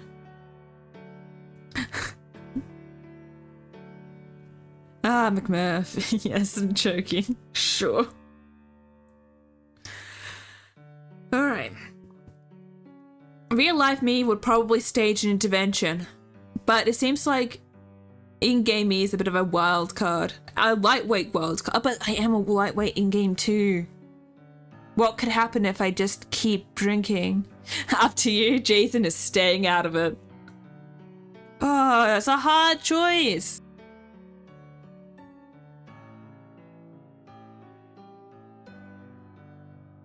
Exactly, Cookie. If he was not a cat, I'll be all in. I'm a cat lover. I need to make sure he's okay. I just don't want him to hate me, you know? Opting out. Okay, we're all opting out. It's intervention time, McMurphy. Sorry. McMurphy, I cannot, in good conscience, enable your drinking any longer. Oh, and who made you the boss of me? I did. I'm a vet, McMurphy. I'm doing this for your own good. Oh, and what about your own good, Chara? I can't help but notice you're enjoying my fine vintage. That is what she said. I'm sorry. The filter is going.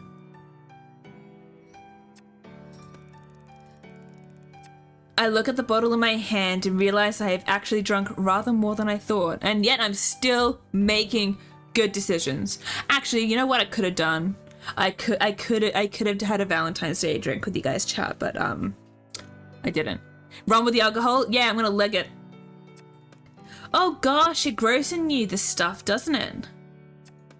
Ah, are you coming around to my way of thinking by any chance? No. Oh, don't run if you're drunk. Drink it all. 100%. It's like we're going through TSA. Just gotta scull it all down. Absolutely not. If you want to drink, you're going to have to pour it yourself. Pour it for yourself. I planted the bottle down in front of him. Autumn! No! That doesn't make any... No! Drink it. Put it away. Puffed. Pour. McMurphy pounces on the bottle, pushing it over, and whips his head around under the neck so that the liquor is trickling straight down his throat. This is a terrible intervention. Whoa, mister! Okay, I know when I'm beaten. Autumn, please! Come on, buddy! I grab the bottle away from him and pour a conservative amount on it. And pour a conservative amount into his sleeve. What is it? You didn't even try. You didn't even try. He laps at it a little before looking back at me as if he has something to say. Say, Chara, have you ever been in love? I don't know what in-game me is gonna say. McMurphy, that second leaf has gone straight to your head.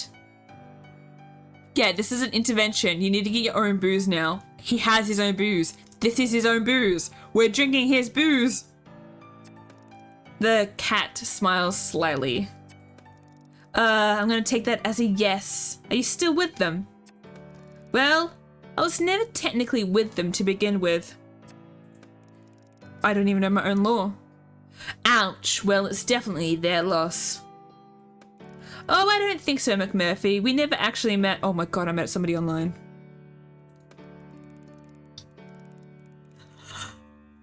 You're not saying you're one of those, internet stalker types, are you? Them catfish that Kibbles tells tales of. No, I was catfished.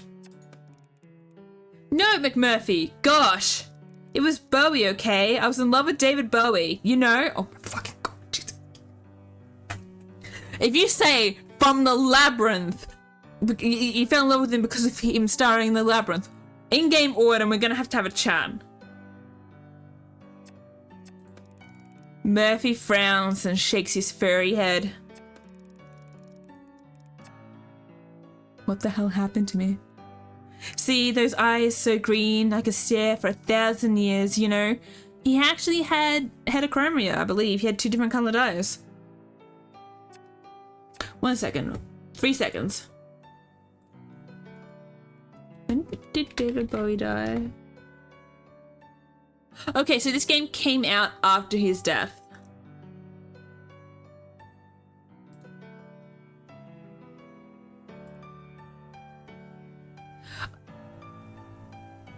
Oh, one was more dilated. I thought he had heterochromia. I'm onto the Google again.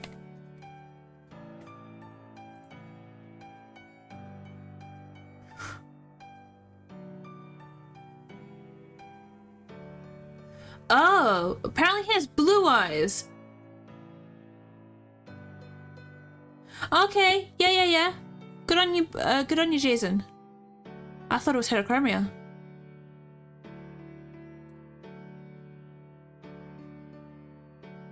I'm flirting with the cat. That's a charming song, but I'm afraid I have no idea what's going on anymore. Oh, it was a song? Shit. I'm not musically inclined. Oh, come on, McMurphy. Everyone knows who David Bowie is. Red hair, lots of makeup, one blue eye, one brown eye. It's okay, you were flirting with pigeons earlier. Yeah, but those pigeons were really sexy pigeons. Come on. We just covered this.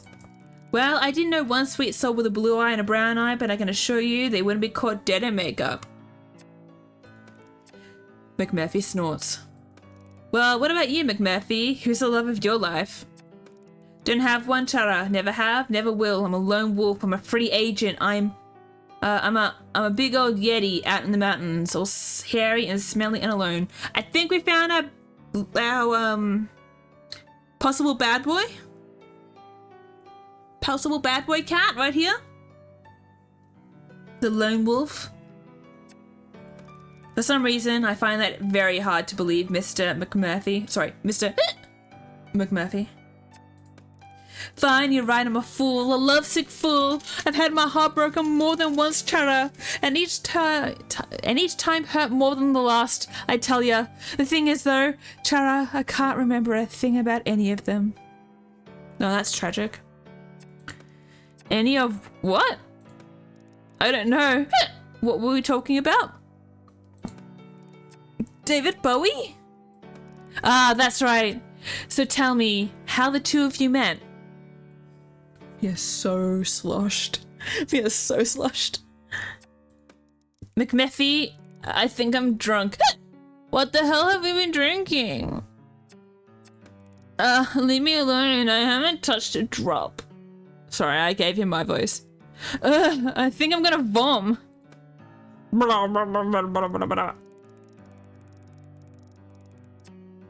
I wake up in the forest with a half-empty bottle in my hand and McMurphy nowhere to be seen.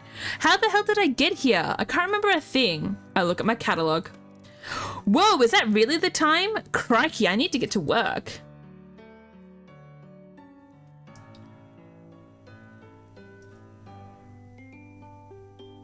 Alright, recon time. Oh, 2.8% worked on the antidote. Good on us, guys.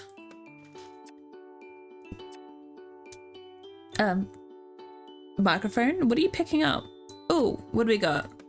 The security guard I met when I arrived might have a good lead. Time for a bit of interrogation work. Or a strange message in the middle of the night. Doesn't anyone on this island sleep? I guess we'll start with the security guard.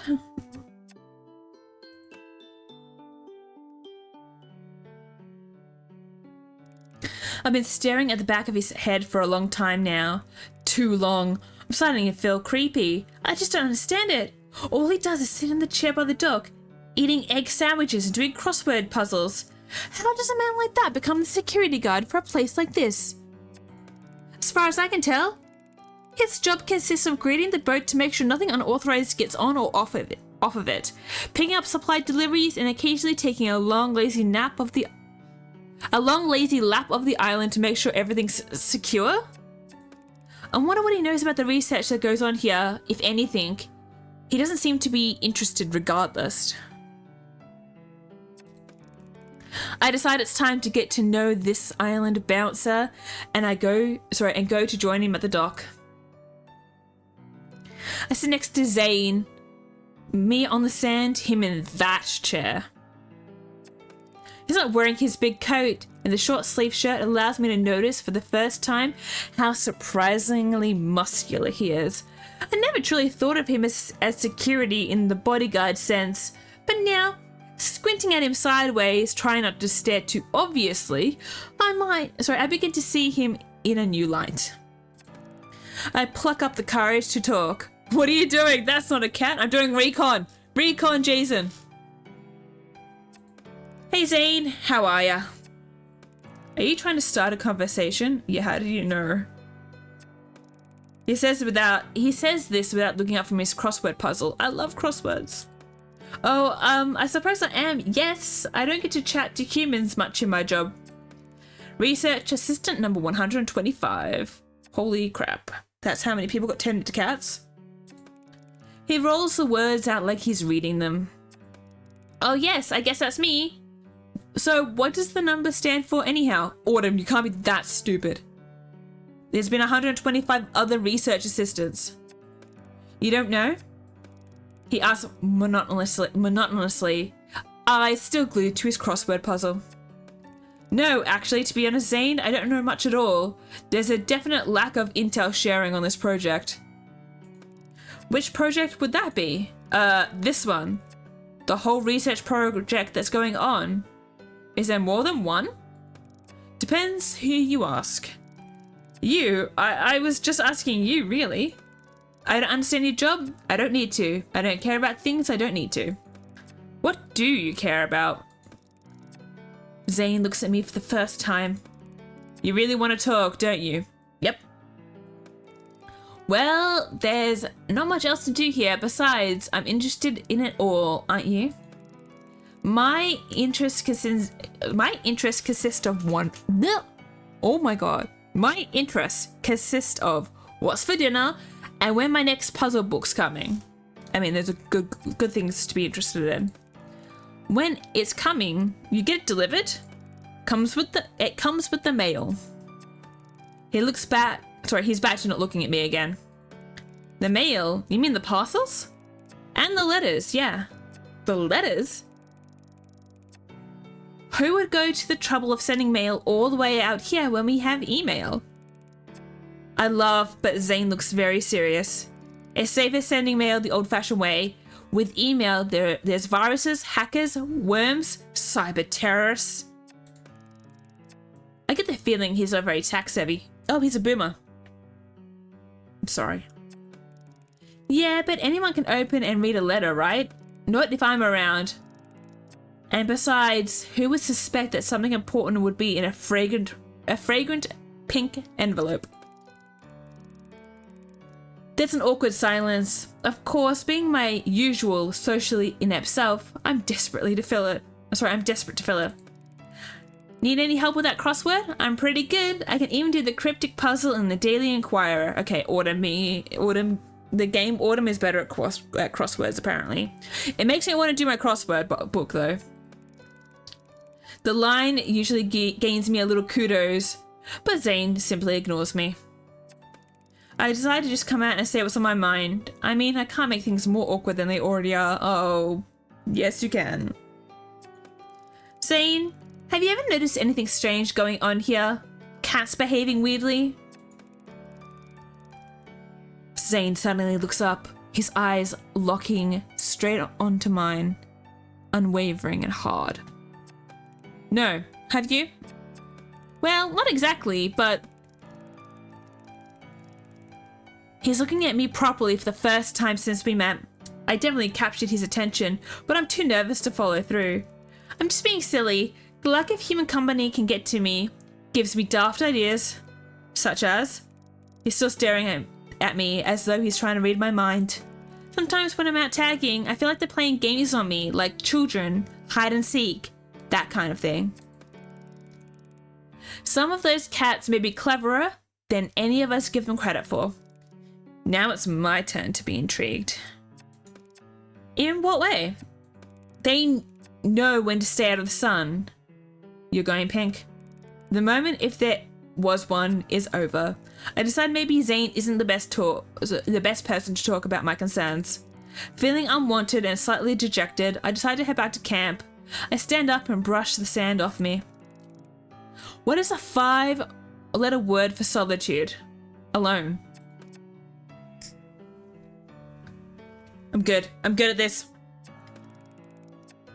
Zane silently scribbles in his book as I leave.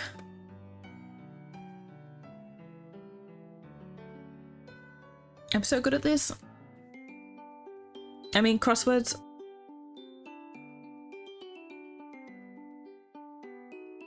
Woo! 4.2. Let's do more romancing.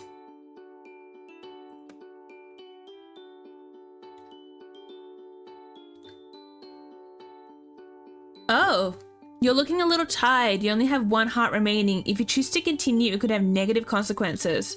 You can restore hearts by choosing to rest. Okay, gonna rest.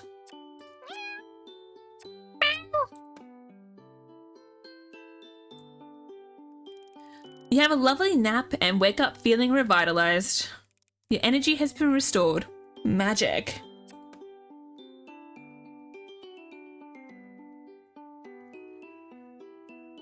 Okie dokie. Research time. Okie dokie. Let's go on a field trip.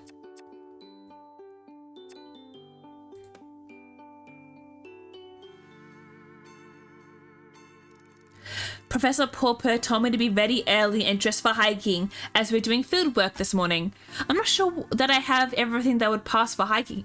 I'm not sure that I have anything that would pass for hiking gear, to be honest. Some sturdy shoes would be good. Oh well, lab coat and trainers it is, as usual. Oh, we've got an ad. Okay, trainers, it is. Because we don't have any hiking gear. Okay, sir, professor, why didn't you tell me to bring hiking gear? Should have gotten a pamphlet. A message from the professor lights up on my catalogue. Set to go, I'm waiting outside my tent. Ah, Autumn, are you ready for our fieldwork today? Hell yeah. Yes, of course, Professor. May I ask where we're going? Somewhere I think you'll find very interesting. The professor hands me a backpack. Here, take this bag. I thought I already had a backpack. Do I get a second backpack? That's a lot of bags. It's very full, but surprisingly light. No, it's because I'm a werecat, I'm strong now. Purrfect has set off at a brisk pace, calling back to me over his shoulder. This way! I run to catch up to him. Sorry, again, I'm gonna read it how my brain thinks it should be read. I'm sorry. I'm one of those people, and I'm one of those people who don't subtitle everything, apparently. Well, I add more subtitles than there actually are. I'm not a true closed captioner with my readings. After some serious walking, with me struggling to keep up, the professor stops abruptly and listens. Do you hear that? There's a distant sound of bubbling water. Is it a waterfall? We're almost there. Secretly, I'm relieved, as I don't think I could go on much further. Just a little climbing. God damn it. Climbing? I hide my dismay. Where does he get his energy from? Drugs. I'm sorry. It's just at the top there. It's not as difficult a climb as it looks. He's so excited. We're in front of an almost vertical rock face. Just copy me. He clambers up expertly. I managed to find a spot that will support my foot and start to climb. I make little progress before slipping and falling flat on my bum. Classic me. I try again. This time I take it slow. Again I fall. What happened to the benefits of catification the others kept going on about? The professor notices I'm having trouble and holds out a hand for me. I manage to climb up just enough to take hold of him, and he lifts me the rest of the way. His strength is impressive. Curious even. Not a fan of climbing, eh? Well, I do have the backpack. Can't say I've done much of it, Professor. Also that. Come along then, I can get you there. He pretty much pulls me all the way to the top and leads me to the entrance of a small cave. The sound of running water is very loud now. I instantly see why. A natural spring has cut its way through the rock and created a beautiful cascade of sparkling clear water. It looks delicious. I kneel down without thinking and begin to drink. It tastes amazing. I come up for breath and I see the professor looking at me with suspicion. You should know better. It is never wise under any circumstances to ingest something that is unproven.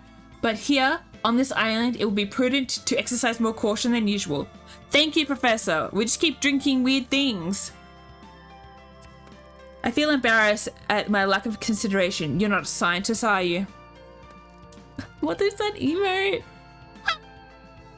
Yes, of course, sir. I wasn't thinking. I felt so thirsty and it looks so good. I do understand. Many have made the same error. Fortunately for you, it is tried and tested for safe consumption. It's good, don't you think? My body feels suddenly re-energized. I feel like I could climb any wall. See, it was drugs in the water. It's incredible. I feel fantastic. What is in it? We don't know. That's why we're here. We need more samples. We've been studying this water for months now, and we still know very little about it. Check your bag. I opened my bag. It is full to the brim with empty plastic bottles. We'll need to fill all of these with water. We're going to need as much as we can carry. I do as he says. By the time all the bottles are full and back in my bag, it weighs a ton, but I feel like it can lift anything. The effect of the water is powerful. The professor has also packed his own rucksack full, with bottles. This should do us for now. Let's get these back. As we make our way down the rock face and back to camp, I have no problem keeping up with the professor. I feel I could run all the way. However, as we get closer to home, I start to feel the effect wear off. My bag becomes unbearably heavy. The final limp into camp is torture. I need to rest. Did that just like drain my energy? Like heaps? No. Okay, done 2. Yeah, we'll go do some roll romancing. Oh no! Oh, have we locked ourselves out of Snooty Booty? Because we didn't see her first? Oh no! Well, it's gonna have to be McMurphy.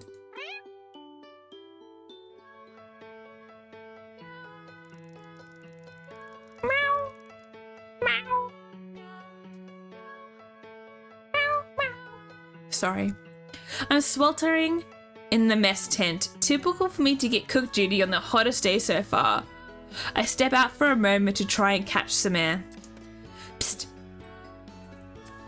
I'm not sure if I really heard something or if the dehydration is getting to me. I take a swig from my water bottle. Hey. Sorry. Hey, aren't you going to share, Chara? Oh, McMurphy, was that you? Psting. What are you suggesting, Chara? I only use the designated litter areas. Murph, you're incoggrable. You know exactly what I meant. Come on, Chara. Never mind all that. We have work to do. I am working. I'm supposed to be cooking for this evening. I mean, work of the adventuring variety. Oh, of course you do. Ah, come on. Don't be such a bore. I'm sorry, McMurphy, but I can't. I'm very busy here. It's going to take hours to defrost and braise this meat from the mainland. Well, if you come with me, you may end up providing a much tastier dish in half the time. What do you say, Chara? You up for the Kryik? Back to Google.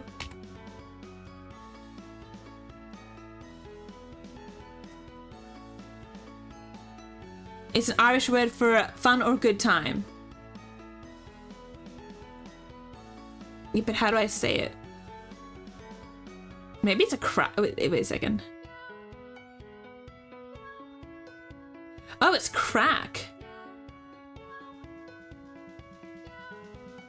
Or crock? No, it's crack. I'm loving all the meows. What are you saying? You mean What are you saying? You mean I should just bunk off? That's the spirit. Strip off your apron and let's hit the trail. But I can't just... What if someone comes looking for me? Leave him a note. Gone fishing. There's no fish. Maybe it's the heat, but I'm overcome with a moment of madness. Well, okay then, you wild Irish rover. I'm all yours. Haha, now there's a thought. Before I can answer, he's slunk into the thickening of the forest behind the clay cooking pits. I whip off my apron and follow behind. Can't believe I'm being so irresponsible. Wait, Murph, it's too hot to run. Then we really ought to cool ourselves off, eh? He led me up to the cliffs and without warning takes a running jump off the edge. I see him flying through the air and watch mesmerized as he cuts through the water. Weird, a cat that likes water. Oh no, Murphy, are you okay? Don't panic, I'm coming. I kick off my flip-flops and shorts and I follow him into the water. I'm surprised at how shallow it is and that I'm easily able to stand. Murph, where are you?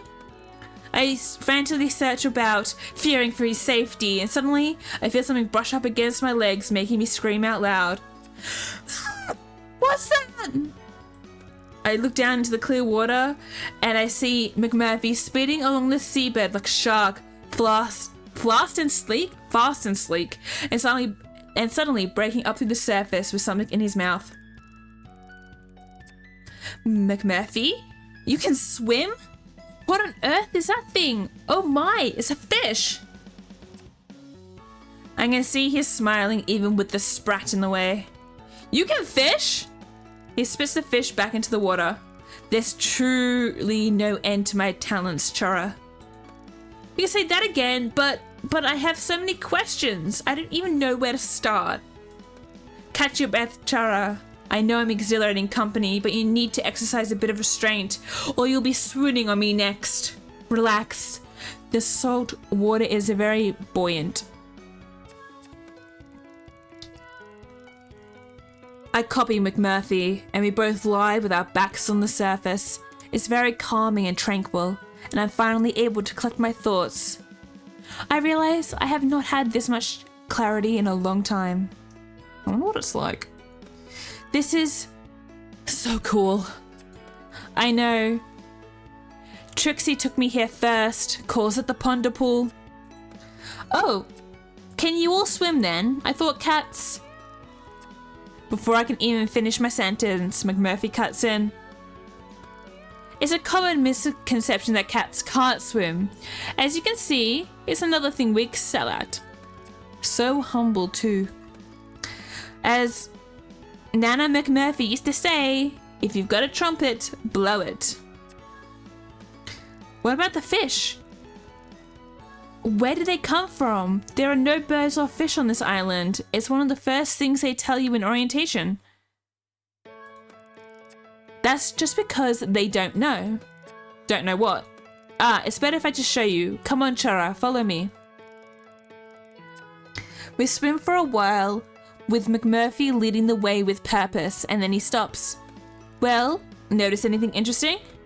Well, the water is much cooler and deeper here. Anything else? Can you feel anything?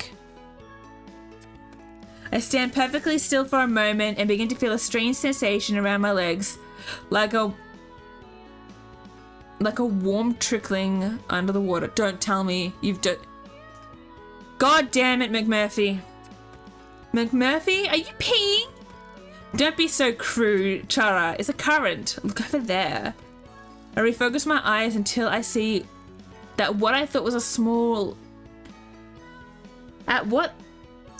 For God's sakes. Until they see that what I thought was a small rock shadow is moving. It comes closer into focus, and I realize it's a shoal of small fish darting in and out of one particular spot. What is that? I don't understand what I'm looking at. Isn't it enough to just see, Chara? To experience? Do you always have to understand everything? I'm a questioning sort of girl. Well, yes, that's my job. It's who I am, McMurphy. I'm a scientist. It's in my DNA to seek to understand. Come on then, scientist. Let's take a closer look. We move closer to the area where the fish are gathered. I put my hand down and realize I can touch them and even pick them up. But something is stopping them from swimming further inland. McMurphy, we need to get going. I'm going to be in big trouble if I'm away for any longer, but thank you for showing me this. I'm definitely going to come back here to try and understand it. I wouldn't waste your time, Chara. It wouldn't be a waste. I'm committed to finding out all I... He cuts across me. Stop interrupting me. He cuts across me as I'm speaking. I meant coming back to this particular spot. The fishes won't be here. Oh, I see. It's only at certain times? At different locations. It changes all the time. There's no pattern to it either. So you'll just be sticking pins in maps, Chara. I brought you here because I saw them this morning. Chances are they'll be gone by this afternoon. The disappointment must be apparent on my face because McMurphy switches lanes super fast to distract me. Okay, Chara, it's time to strip off. Sorry. Huh? That t-shirt would make a lovely net. Let's go fishing. Oh, I see. Let's go fishing. I whip off my top and use it as a net to scoop up as many fish as possible. It's quite effective. Great idea, Murph. Now we can rustle up a tasty fish supper in no time at all. And you get to enjoy my company for an extra hour. Win-win, Chara. Okay, so now I have a little challenge for you. That, Chara, is music to my ears. There's little I like more than a gauntlet thrown. Well, it's hardly a gauntlet. More a brain teaser. How am I going to explain to the rest of my team this bountiful ocean offering? Why tell them anything at all? Because they're going to notice we're eating something that wasn't on the delivery list or the menu rota and tastes way too fresh for something recently defrosted. You worry far too much about things that don't really matter. Chara, yeah, I do. I know he's right. I could do with loosening up a little, but this is a pretty big dilemma, really. Maybe I'll just tell Professor Purrfect about this. What's the harm? Mac has stopped splashing around and looks me squarely in the eyes. There would be harm, Chara. Trust me on that. Obviously, I don't mean to tell him about you or anything that would endanger any of us, just that I noticed this shoal of fishes and took some. End of. You really think that you can mention a phenomenon like this and that would be the end of it? He wouldn't start putting all manner of investigation he wouldn't start putting all manner of investigations and disruptions in place? You are touchingly naive, my friend. I feel myself blush. I am being a bit naive, but I don't like the thought of lying. So what do you suggest then, if you know so much about everything? Give me a plausible story and I'll follow through. McMurphy lets out a wild howl and splashes water at me. Now that's what I like to hear, you impetuous daredevil, you. I splash him back and a furious water fight ensues. We're making such a ruckus. I'm amazed no one comes to check what's going on. After a good 10 minutes of laughter, we play. We run out of steam. After a good 10 minutes of laughter and play, we run out of steam and float in the buoyant, warm water. Let's hear it then, Oz. What's my cover story? It's very simple. It's a very simple case of brazen bluffing. Okay. Make a simple but delicious meal. And if anyone should ask where the fish came from, shrug your shoulders and ask the same question. Huh? So on the poker face. You remain completely impassive and ask the same question. Yeah, I wondered that too. Where did all that fish come from? They're delicious. His little face. Really? Trust me, Chara, as a cat who is forever risking one of his 9, the simpler you keep it, the more they buy it. If they ask you where you got them from, you tell them the fridge. Simple. I feel quite giddy at the prospect of getting away with a ruse. Okay, Murph, let's gather the supper. We have an abundance in no time, and I haul my cat back to the kitchen in good time to make a tasty meal for everyone and a little extra for my feline pals. Woo! Meow, meow, meow. Alright. Let's do one more lot of recon. Alright, recon 10. Let's investigate the strange message. I hear my catalog beeping. I presume it's the professor. I tumble out of bed, half asleep, and fumble around looking for the device. I look at the screen. My eyes struggling to focus. The message isn't from the professor at all. There's no contact information. Come outside. Who dis? New phone.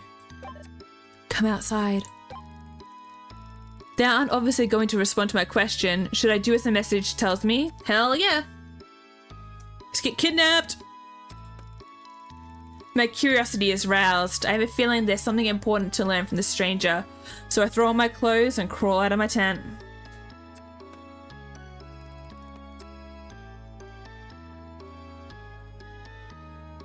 I don't see anything out of the ordinary. Anyone out here?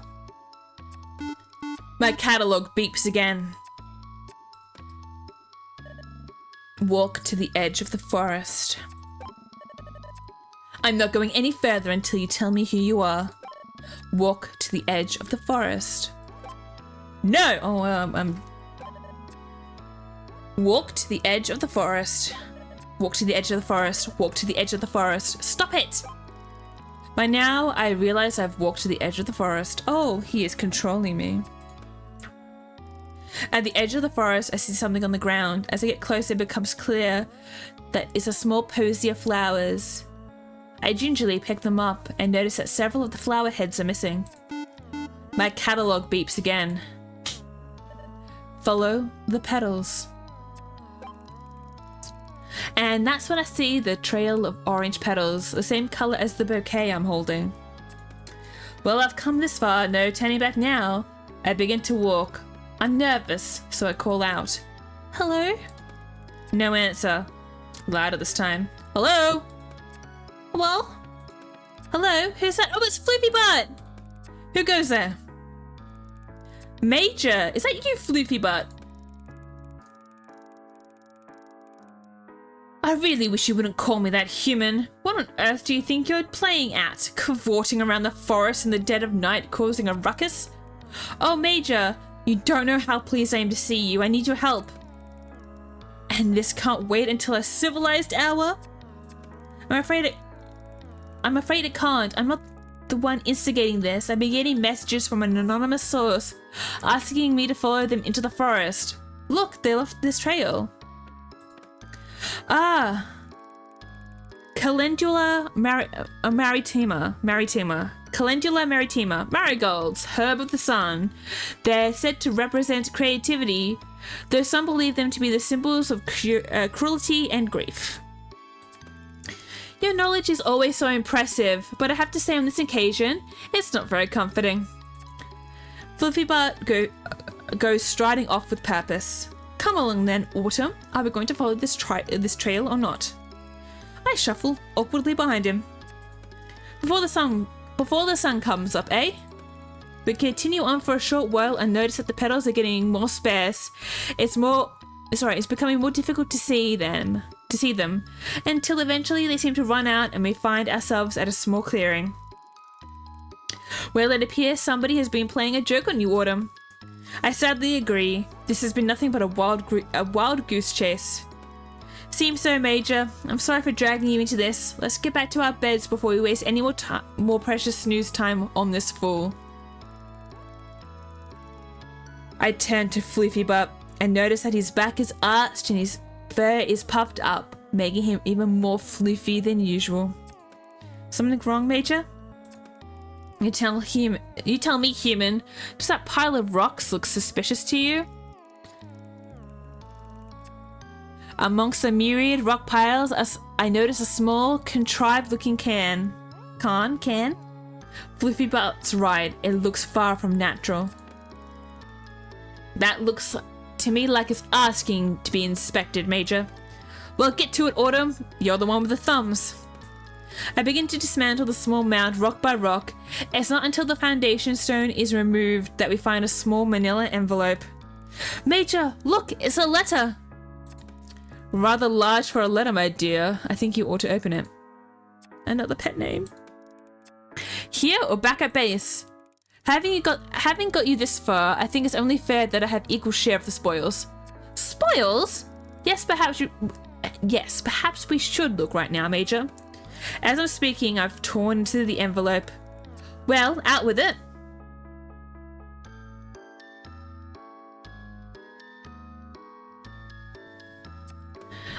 It looks like drawings? What sort of drawings? I'm not sure. They look quite old, antique even. But do they have value, human? Probably, to someone. They appear to be sketches of people here on the island, but I don't recognize anyone. Why would someone lead me to these? How do you know that you are meant to find them? Because we followed a trail and it led us here. Actually, the trail ended a while back. This could be a mere coincidence. I hardly see the intrigue in a few old scribbles. They show no artistic flair at all. Even so, I'm gonna hang onto these to see if they prove relevant to whatever mystery is unfolding here on this island. Fluffy Butt rolls his eyes. You really ought to focus more on the clues that matter instead of running around in the middle of the night on a wild goose chase. Let's head back before anyone discovers you're missing. I roll the drawings up and tuck them into my waistband. I'll study them when I have more time. I think Fluffy Butt is probably right, but I don't want to miss a trick.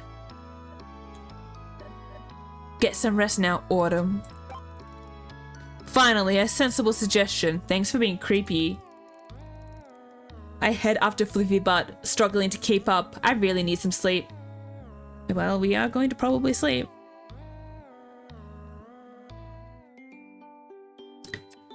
Yep, rest time.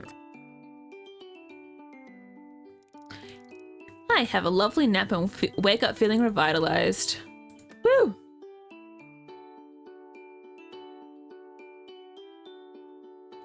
Alright, research time. Once you complete your research, your time on Cat Island will come to an end. No, I have plenty of more to do. Alright, let's do more recon. Oh. I need to complete chapter 1. Okay. Thank you, Faye! Welcome back! Oh, okay, these ones are gifts. Okay. Alright, we need to go and then just romance, I guess.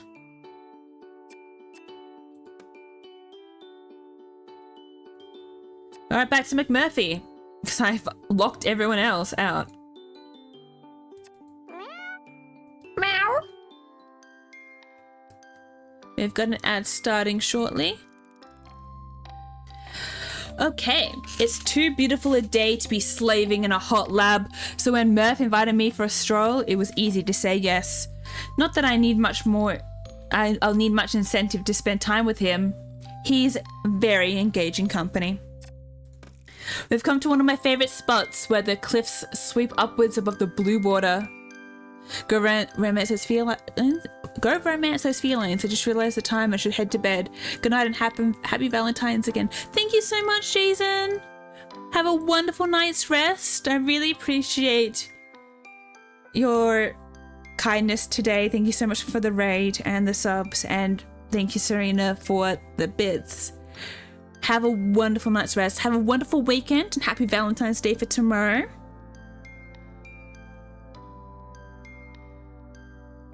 Yeah. Good night. Suddenly, and without any warning, McMurphy plunges over the top of the towering rocks. I run to the cliff's edge with my heart in my mouth to see what's happened. And there is a sight I still haven't gotten used to. He is in the water, more otter than cat, waving me to follow. Much love. And I love your little pride love emote. It's so cute. Jump, Chara, jump, sure, the water's grand. McMurphy! I'm shocked by the shrillness of my voice. I hadn't intended it to be quite such a shriek. I was aiming for stern admonishment. That's so dangerous. You could do yourself serious injury, or worse, from such a height. Oh, pish, come on, Chara, or you won't get to see the little surprise I have in store. You already surprised me enough for one day. Ha! Which one of us is meant to be the pussy? At this, I'm filled with an indignance, for God's sakes, that takes over my body, and before I know it, I'm halfway between the ledge and the water, bracing for impact. This way! I am still catching my breath as McMurphy's head disappears under the surface. My mind is saying, no, this is ridiculous, get back on land this instant, but my body is following the Irish cat. Ooh! My eyes take a moment to adjust, but when they do, I can hardly believe what I'm looking at. It's a ship! As we approach from the stern, it looks pretty much intact. I can see the name on the rear port side, and though faded and worn away in parts, the words are unmistakable. Kitty's Desire. My head is swimming due to the excitement and lack of oxygen. I flounder to the surface to catch my breath. Kitty's Desire? I feel like I know that name. McMurphy eventually bobs up to join me on the surface. Surprised? A shipwreck? Here? This is a very old island, Chara. A lot has happened here. But how did a ship even get here before the path was made? Hey, don't ask me, Chara. I'm just in it for the grog. McMurphy smiles and dives back into the murky depths. I follow, a flailing flesh bag in comparison to Murphy's sleek figure. I try to get closer at the wreckage. It's a big ship, likely a trading vessel judging from the size. It's hard to tell how old it is, but it certainly isn't modern, maybe 18th to 19th century. When we enter the ship from a huge hole in the stern, I realize that a lot of the vessel is actually on land, and it's obvious that it ran ashore after it was damaged at sea. There's not much time to ponder the mechanics of what happened, as McMurphy is tugging at my t-shirt with his right paw while gesturing with his other paw outstretched to a cabin he wants me to enter. I'm grateful for the air trapped inside and gasp for breath. Here, Chara, look. Hang on, let me catch my... But he's already ducked into the next cell. How is he not out of breath? I realize his ability to swim underwater is unusually strong. He barely breaks the surface at all. And here, through the hole. He sounds really excited, and as I enter, I see why. Here, in the center of the cabin, is a chest. It's wedged between the wall and a surprisingly well-preserved writing desk. The only thing preventing it from falling and being buried in the sand. A treasure chest! I sound like a giddy child and feel embarrassed, but McMurphy joins me in my glee, and suddenly we're cheering and laughing together. Go on then, open it, Chara. Okay! It's empty. What are you waiting for? The key? Ah, does it need one? Well, of course it does, Murph. It's a locked treasure chest. Can you not just break the lock? Who do you think I am, Houdini? I don't know about that, but I do know you're a very clever scientist whose thirst for knowledge matches my thirst for grog. So you get yours and I'll go get mine. The Moggy grins before diving into the next cabin, and I hear the familiar clinking of bottles shortly after. I decide to try the lock anyway while McMurphy is getting his. I look around for something, anything I could lever it with, and I am disappointed. Everything except the chest and desk must have been washed away a long time ago. We'll have to come back with some tools to tackle that lock, Murph. There comes a response. McMurphy is obviously still busy with his looting and pillaging, so I decided to swim to the beach to get a better look at this wreck from land. When I take in the scene properly, I can make out what looks like another large ship just a bit further down the beach. I can hardly believe what I'm seeing. One huge sea vessel finding its way to this island is strange enough, but two meeting the same unhappy fate is more than my brain can process. The proximity of the pair would suggest a collision of some kind. Possibly the second vessel could have been a pirate ship. Maybe it was attacking the merchant vessel? I get the feeling I'm looking at the conclusion of a very interesting story here. I wonder why Professor Purrfect didn't tell me about it. Obviously he must be aware of the two vessels. My nose for intrigue has started to twitch and I'm burning to know more. I decided to take some of the debris, splinters and small chunks of metal and pocket it for later analysis in the lab. When I'm satisfied that I've thoroughly combed the beach for specimens and have salvaged anything of interest, I realize I haven't seen McMurphy for quite a while. My heart stops and the hairs on my neck stand on end. How could I have been so wrapped up in my work that I neglected to keep an eye on my friend? McMurphy? I met with silence and still water. I run back towards Kitty's desire, my heart thumping in my chest. McMurphy! I jump in the sea and swim back to the stern of the ship. There doesn't seem to be any life around here. I break through the surface with a choke and try to call out again, but my throat is hoarse and full of seawater. Where? I catch sight of a shadow in the corner of my eye crawling along the seabed. I dive under the water to get a better look and see instantly that it's the Irish cat, stalking and prowling as if he were on land. I quickly grab him by the scruff of his neck and drag him back to shore. McMurphy, you loon! What on earth were you playing at? I catch my breath and check on him, but he's happily rolling on his back in the sand. Me? I was having a grand time until you manhandled me with those big, meaty paws of yours. Do I get serious or let it go? I think he's trying to teach me to let it go a little bit, so I might just go for that. I would normally get, you know what? No, I'll let it go. Big meaty what? Charming, I must say. I'll have you know that I was very worried about you. Okay, at least we addressed it. And I fully appreciate it, Chara. Meaty paws. McMurphy has started laughing and it's too infectious not to join in. Seriously though, Mac, that was some impressive breath control. I didn't see you come up for air once. I think I get it from my mother, God bless her. I believe she had fantastic lungs. Do you remember her? Flashes, sometimes. But Chara, when I'm on that grog, I have all kinds of flashes, so who knows what's real and what isn't. I can feel he's nudging me off that subject, so I respect his privacy. What do you know about these two beauties then? We survey the ships in silence for a moment or two. I know that they've been a source of great pleasure for me, Chara. Beyond that, I don't really care too much. You really are the embodiment of hedonism. I'll take that as a compliment, Chara. I can't help but laugh. You would. There's worse things in life than a little pleasure. True, but a little balance may be even better. True that. And that's where you come in. Huh? You bring some balance to me, Chara. You let me be me, but you help me stay safe. Aww. Look, he's got love hearts. Yes, I suppose so. And you bring some spice to what might otherwise be a rather bland scientist's taste. McMurphy's green eyes glitter in the sunlight and he throws me a wink.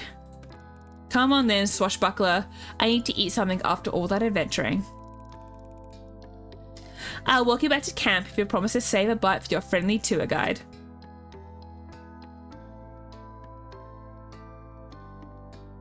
I wonder if this is how you unlock pirates.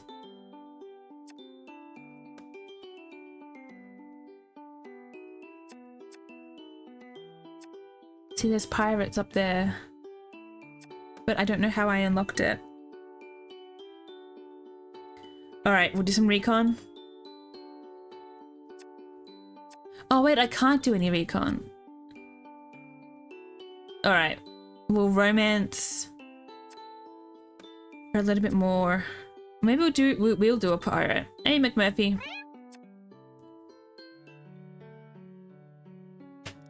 As the sun is going down, I decided to retreat into my tent for the night. When I do the flap, I see McMurphy curled up asleep on my pillow. Oh, how cute!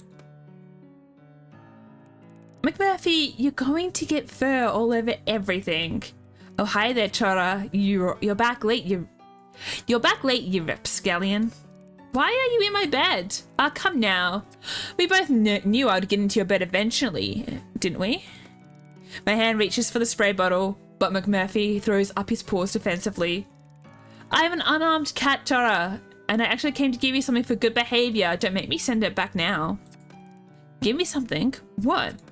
Ah, sure, now you're listening. I found something that might just interest you. If it's more of that grog, McMurphy, I can assure you I'm not interested in the slightest. Sit on the edge of my... at the end of my bunk, I push him off my pillow, but I allow him to stay on the bed. As he moves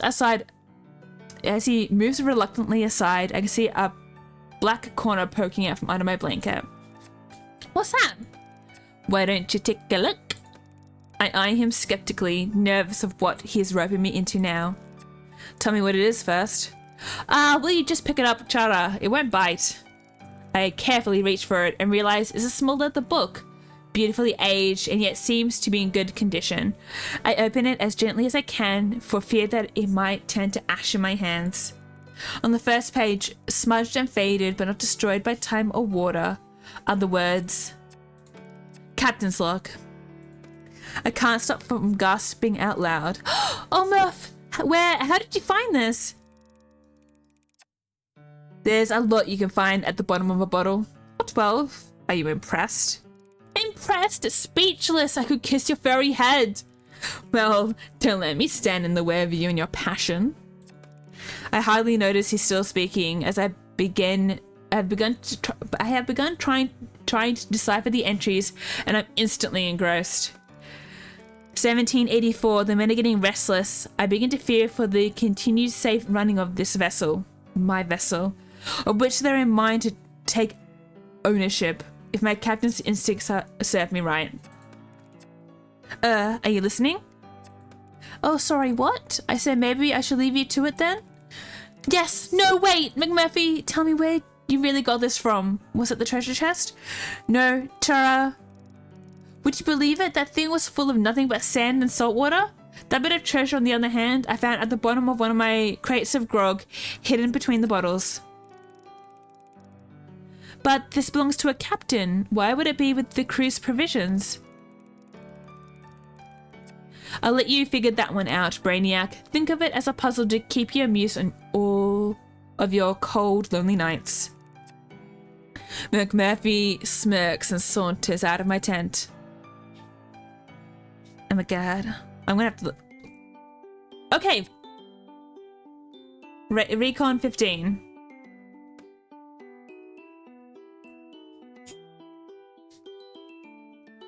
Woo! New recon. Oh, I think that he was his special one. The diary McMurphy discovered in a shipwreck should have some invaluable information on it. Let's go. The book McMurphy gave me is sitting on my lap. I wonder what a pirate's diary is doing on this island. Maybe there'll be some clues within. The log reads, I felt an almighty crash in the silence and stillness everywhere. It took a few seconds to gather my thoughts and understand what had happened. If there would ever really be possible to understand this godforsaken place. And how we got so far off course to reach here. But in that moment, immediately after we hit the rocks, I knew two things. I was alive and we were on land, and I felt grateful. It felt like a chance at survival, and I was determined to grasp it. I felt my legs intact, thank God. I began crawling over the slate and shingle that seemed to stretch upwards to eternity. What type of place was this?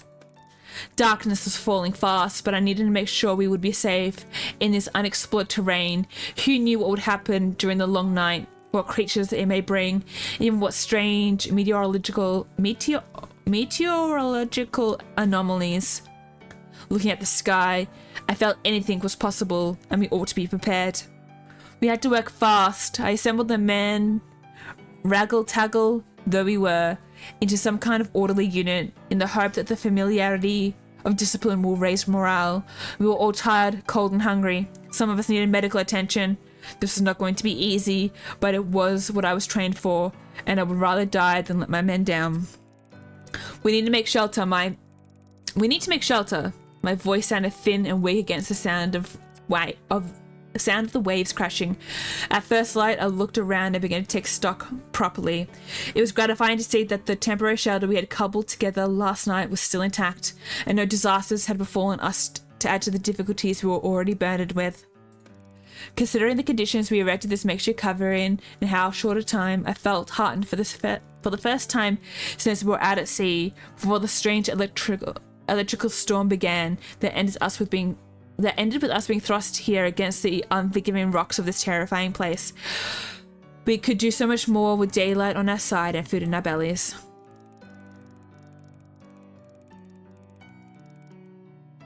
So they were shipwrecked on this island. The thought of being the first inhabitants here is terrifying. How on earth did they survive? Maybe they didn't. I want to believe they were rescued, but that seems unlikely. I'll read more this evening. As I put the book away, a small piece of paper falls into my lap. It must have been hidden amongst the pages of the log. It's a note, maybe a letter? Sally, I know you worry for me, but do not. The men do not treat me bad. They give me food and do not beat me so much anymore. The captain is not so fearsome as what they say and is giving me lessons on my writing. I am improving. I practice at night because I can't sleep. I work hard, sometimes till my hands crack and bleed, but I still use them every morning to pray for you, that you are safe and well, and that we'll be together once again. I miss you so much. The seas have not been smooth. Sometimes I worry we will capsize completely and be lost out here forever, but I would swim the wildest ocean back to you, my sweet sister. I hope you're practicing your writing too. I would like to read your clever poems again. Your loving brother, Jim. What a sweet letter. I wonder what became of Jim. Oh. Alright, we've done all the recon that we can do. Give me 3 seconds. I'm just going to Google something and it's probably going to be a spoiler. Sorry about that. I just want to know how I got the thing. We are going to rest for a hot moment. Oh, I decided to catch up on some rest and relaxation like the professor keeps telling me to do. So I've come down to the jetty where Zane usually sits. Today isn't a delivery day and as I was hoping, he was nowhere in sight. I sit with my legs dangling over the edge and take out my sketchbook and pencils. I can draw? I haven't done this in ages. It is so peaceful. I can get lost in my own little world when I'm drawing. I tried doing a couple of landscapes, the mountain range in the distance, the trees of the forest, but nothing is really grabbing me. Then, as I'm daydreaming, staring into the water, I notice the patterns that the ripples form on the surface. They're unusual, I suppose because of the magnetic pull. The effect is beautiful. I end up sitting for over an hour just trying to capture it on my page. Ooh. Alright. That's romance. McMurphy again.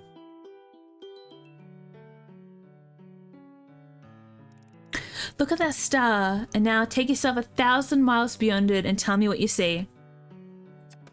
I laugh as McMurphy passes me the bottle. I take a swig before replying. Oh man, I'm back on the grog, guys. McMurphy, what are you talking about? Just do it, Chara. The big shiny one way up there. Go 1,000 miles beyond and tell me where you get to. I smile. I'm partying on Venus. Oh yeah? There are so many goddesses here, McMurphy. They're all naked. You should see this. The laughing stops, or maybe it was only in my head to begin with. I look down at the fluffy cat who seems far from his usual self. You okay, kitty cat? I think there's a big pub in that sky. Up in the sky. McMurphy grins and closes his eyes. And there I am, my big human toes warming by the fireplace, and my long hair is the same dark golden color as the ale I have in my man hand. There's singing, lots of it, and people dancing all around. Those that can't find a space to dance on the floor, dance on the tables, naturally.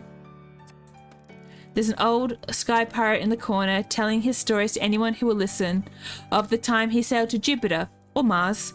And you're there too, of course. You're sat right next to me with unlimited drinks because we're famous in these parts. We're practically royalty.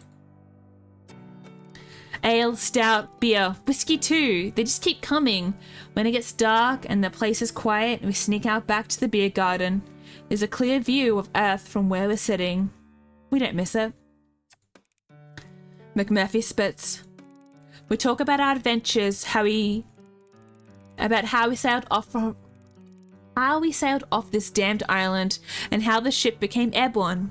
We talked about how we fought the big-breasted, bloodthirsty alien.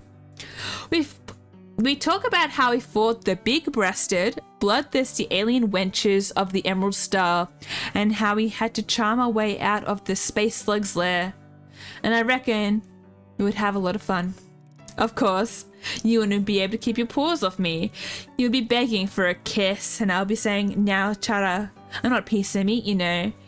And you'll be saying, oh, McMurphy, please, just one of your world-famous kisses, the fancy French kind. And I'll be saying, please, Chara, control yourself. I start snickering again. What are you laughing at? You. Are you trying to say that you wouldn't be all over me if I was human? Of course I wouldn't. Ouch. Now don't be mean. You'd be the one begging me for a kiss. What on earth gives you that idea? Ah, top of the morning, Chara. I love you so much, to be sure. Give me a smacker. Begorra. Oh, am I turning into a cat? That's so offensive. I stopped laughing. I went a little too far there. I'm sorry. McMurphy lets out a wry smile. Well, maybe I should try to steal a little kiss. Who wouldn't blame me? You wouldn't get one. McMurphy's smile disappears. You know something, Chara? Huh? I think I should just come out and say it. Say what? You're alright. There's a pause. Not an uncomfortable pause, just a slightly confusing one. You're alright too? McMurphy is gazing at the stars. I don't know what I'm doing. It's a strange feeling. I'm used to being a step ahead of everyone. Well, 2 steps ahead of you. Hey, don't be rude, Murph. I laugh. McMurphy grins. This feeling, it isn't new to me, but I'm still not sure what it is. All I know is that you get me, in a way no one has before, and I get you, too, even if you don't care to admit it. I guess it's time to let the cat out of the bag. Without thinking, I look around. I'm so used to bagging and unbagging cats for my work that I take him literally, but his expression stops me from reacting. I've become attached to you in these last few weeks. You've captured my heart. I don't want to be without you, Chara. Oh, McMurphy, you have my heart. Well, I wasn't expecting that, McMurphy. I haven't had so much fun, felt so free, or been so happy as the time I've spent with you. I don't think I would care to be without you either. You have my heart. To my surprise, McMurphy looks visibly relieved. Well, Chara, I look forward to many more adventures with you.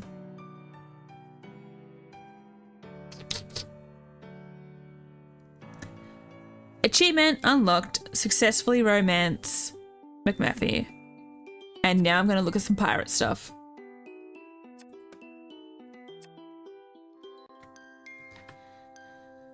I made my way down to the part of the beach where McMurphy told me the shipwrecks were. I'm looking for clues as to what happened here, in case it's useful to my work on the antidote. I don't really know what I'm looking for. I feel a bit like a kid with my bucket and spade, digging in the sand. Oh my god! Having fun? The voice startles me. It's unfamiliar, and I can't see who it belongs to, so I'm on my guard. Who's that? Show yourself. I have nothing to hide, but I am naturally wary of your intentions. Will you give me your word of honor that you mean me no harm? Yes, you have my word of honor. I feel like a Cub Scout. I take you at your word, and I'm happy to make your acquaintance, Captain Corn. A tall, sleek grey cat has stepped from behind the wreckage and is bowing in front of me. I feel obliged to bow back at him. I'm pleased to meet you, Captain. Do you live here? In the wreckage, I mean. I think I live elsewhere, but I've been here for a long time. I'm trying to find my crew. I realize he's wearing a vintage naval uniform. I'm not an expert on military history, but I would guess it's from the 1800s. Captain, did you arrive on one of these ships? Yes, I captained the Kitty's Desire, but I fear I let my men down. Where are they? I've been searching. Oh, that's so sad. He seems quite disorientated. What happened? Looks like you had a bit of a run-in. Run-in, my eye. Maliciously set upon and attacked, more like. This disgrace of our vessel's a pirate ship. Be careful who you're calling names Corn. They might just take umbrage, and then the cat will really have got your tongue.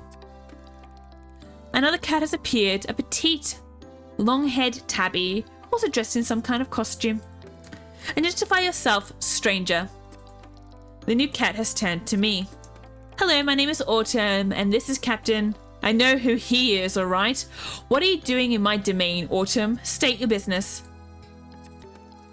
I was just digging around, not sure what for. I certainly didn't know it was your domain. It's not. This is unclaimed land as yet. I dispute that the ownership belongs to this rogue and cutthroat. Hang on, let's not get overexcited. Who's a rogue? That's not a nice thing to say about a fellow cat. Do not put me in the same sentence as that mercenary ne'er-do-well. She is a pirate. Calm yourself, Corny. Right now, I'm more interested in what this human is digging for. Oh, nothing in particular. Are you really a pirate? I refuse to discuss my business in the company of this pompous goody two-paws. If you wish to speak with me, you'll need to see me alone. And she walks off with her tail in the air. Thank goodness that vermin has left us. However, she does make a point. If you wish to discover what really happened here, you're going to have to make a choice. Her story or mine? Oh, we'll go with the captain's story. Well, as Captain Libby seems to have disappeared, my choice is obvious. Would you tell me a story, Captain Corn? A wise choice in any event. Take a seat, if you will. My story is a long one. I think I'm going to have a drink to get through it. Oh, I do need to be back in time for tea. Then I shall hasten the telling, thank goodness. Began on a merchant run for the Kitty Fisher Shipping Co. I had been contracted to the company for some time and had done this particular run many times before.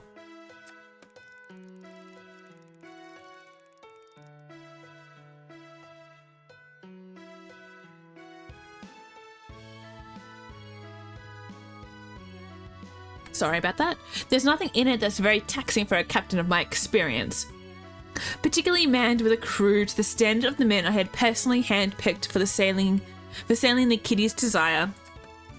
Although the route was long, it was also straightforward. I never anticipated problems.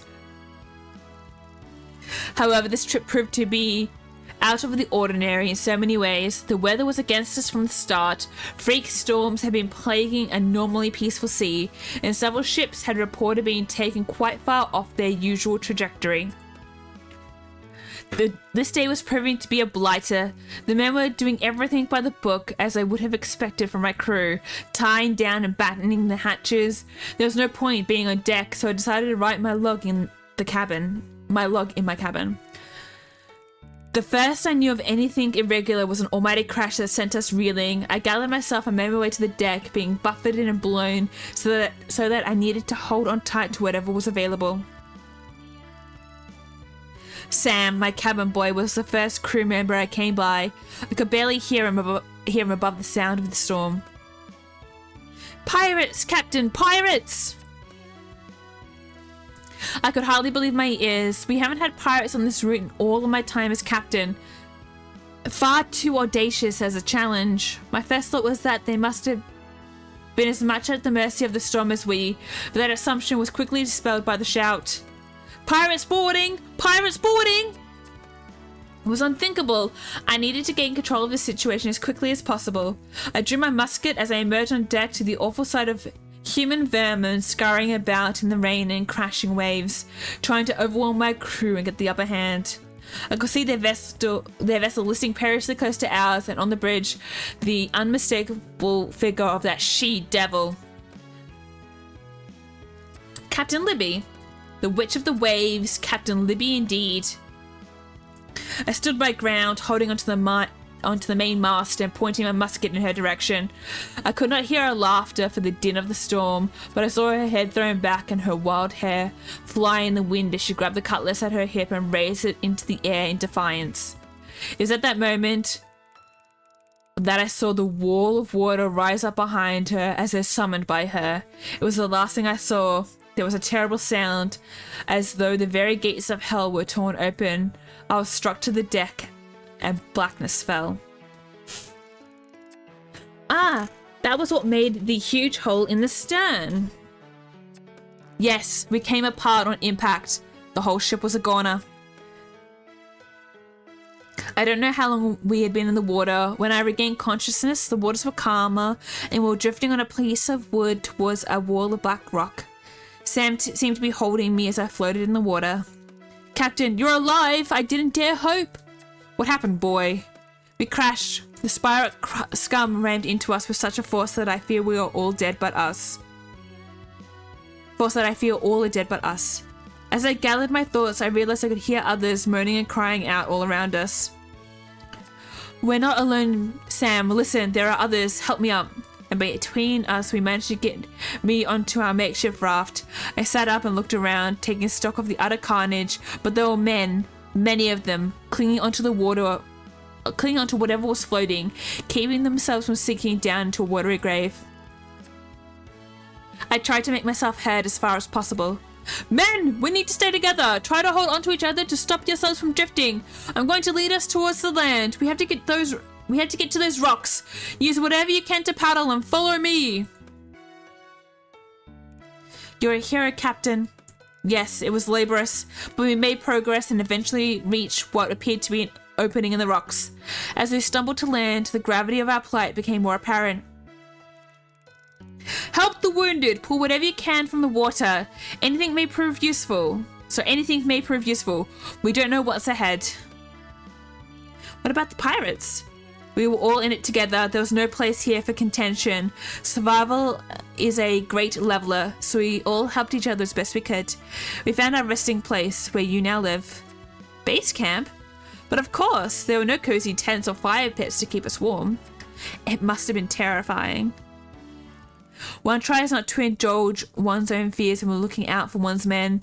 We managed to make a rudimentary camp for ourselves in a surprisingly short time, considering the condition of the men. Each did what they could, tending to the wounded, building fires. Food was primary consideration. If the men didn't eat, we would very quickly deteriorate. So hunting parties were put together and sent out to scout for food sources, one made up of pirate scum and the other my best men. Sadly, neither the gang was successful, bringing only some unfamiliar tubers and plants that were boiled to make a soup. I knew we could not continue for long living on grass and seaweed. My men needed meat. I became even more determined over the coming days, sending out scouting parties in pairs throughout the day and night. Each told the same story. No animal life at all, except for cats.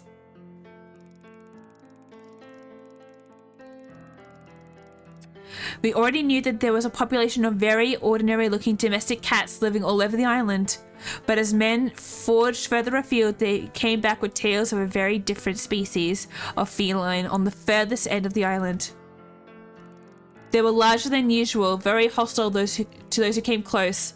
It wasn't long before the pirates began trapping cats and treating them as a food source. Oh! Many of the men were bitten and scratched. It was unthinkable to an officer or a gentleman, of course, but these barbarians didn't seem to care what went into their bellies. They paid the price, of course, and quickly too. The sickness ran through their ranks so expeditedly that their numbers were halved within days. Most flung themselves from the rocks to their death to escape the hideous plague the cats had visited upon them. Some wandered off into the jungle, never to be seen again.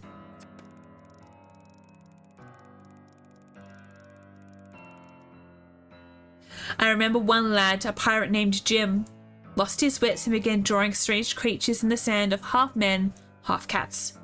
He tried to escape by launching out to sea strapped to an empty barrel. No doubt he perished along with the others. Captain, if you refuse to eat the cats, how is it that you are the way that you are? I don't remember too much about the transition, nor anything else apart from what I've told you. I know I was bitten, but I can't remember how. Do you know what happened to me? He looks so small and vulnerable.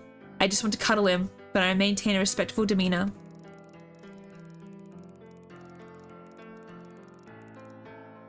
I suppose you will all overwhelmed eventually. My understanding is so far that the process is different in each person, depending on the amount of DNA that was transferred. The outcome, however, seems always to be the same. You turn into a cat. Yes, I see. Of course I know that, but what are my men? Why can I not remember? I'm guessing that you and Captain Libby, Captain Libby have stayed close? Yes, we seem forever to be tied in spite of our differences. And you must continue to talk about what happened, your story? The woman never stops telling me. So that memory has stayed alive. Anything you haven't deliberately kept conscious fades over time until you lose it completely. I see. I'm sorry, Captain. Oh, it's so depressing. Well, I suppose I ought to go and find that wretched hag of a cat and listen to her story yet again. Tell each other often, keep it alive. I promise help is coming. I'm working on it. I need to go now, but I'll be back soon. It breaks my heart to leave these two, but I have to get back to camp before the professor starts looking for me. I need to go back and talk to the other cat.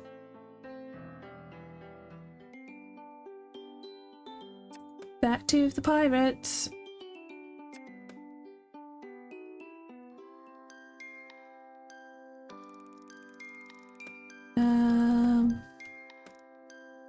Oh. Sorry, I missed that. I've got a bucket and a spade and we're digging. Having fun? The voice startles me. It's unfamiliar and I can't see. Oh. See who belongs to someone. Oh my god. Who's that? Show yourself.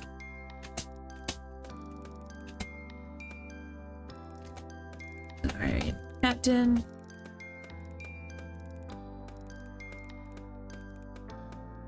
Here we go. Let's talk to Captain Libby.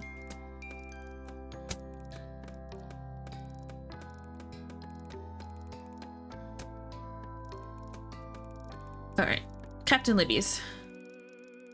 Without even answering Captain Corner, turned to chase after the long-haired tabby, a real-life pirate who would pass up the opportunity to interview a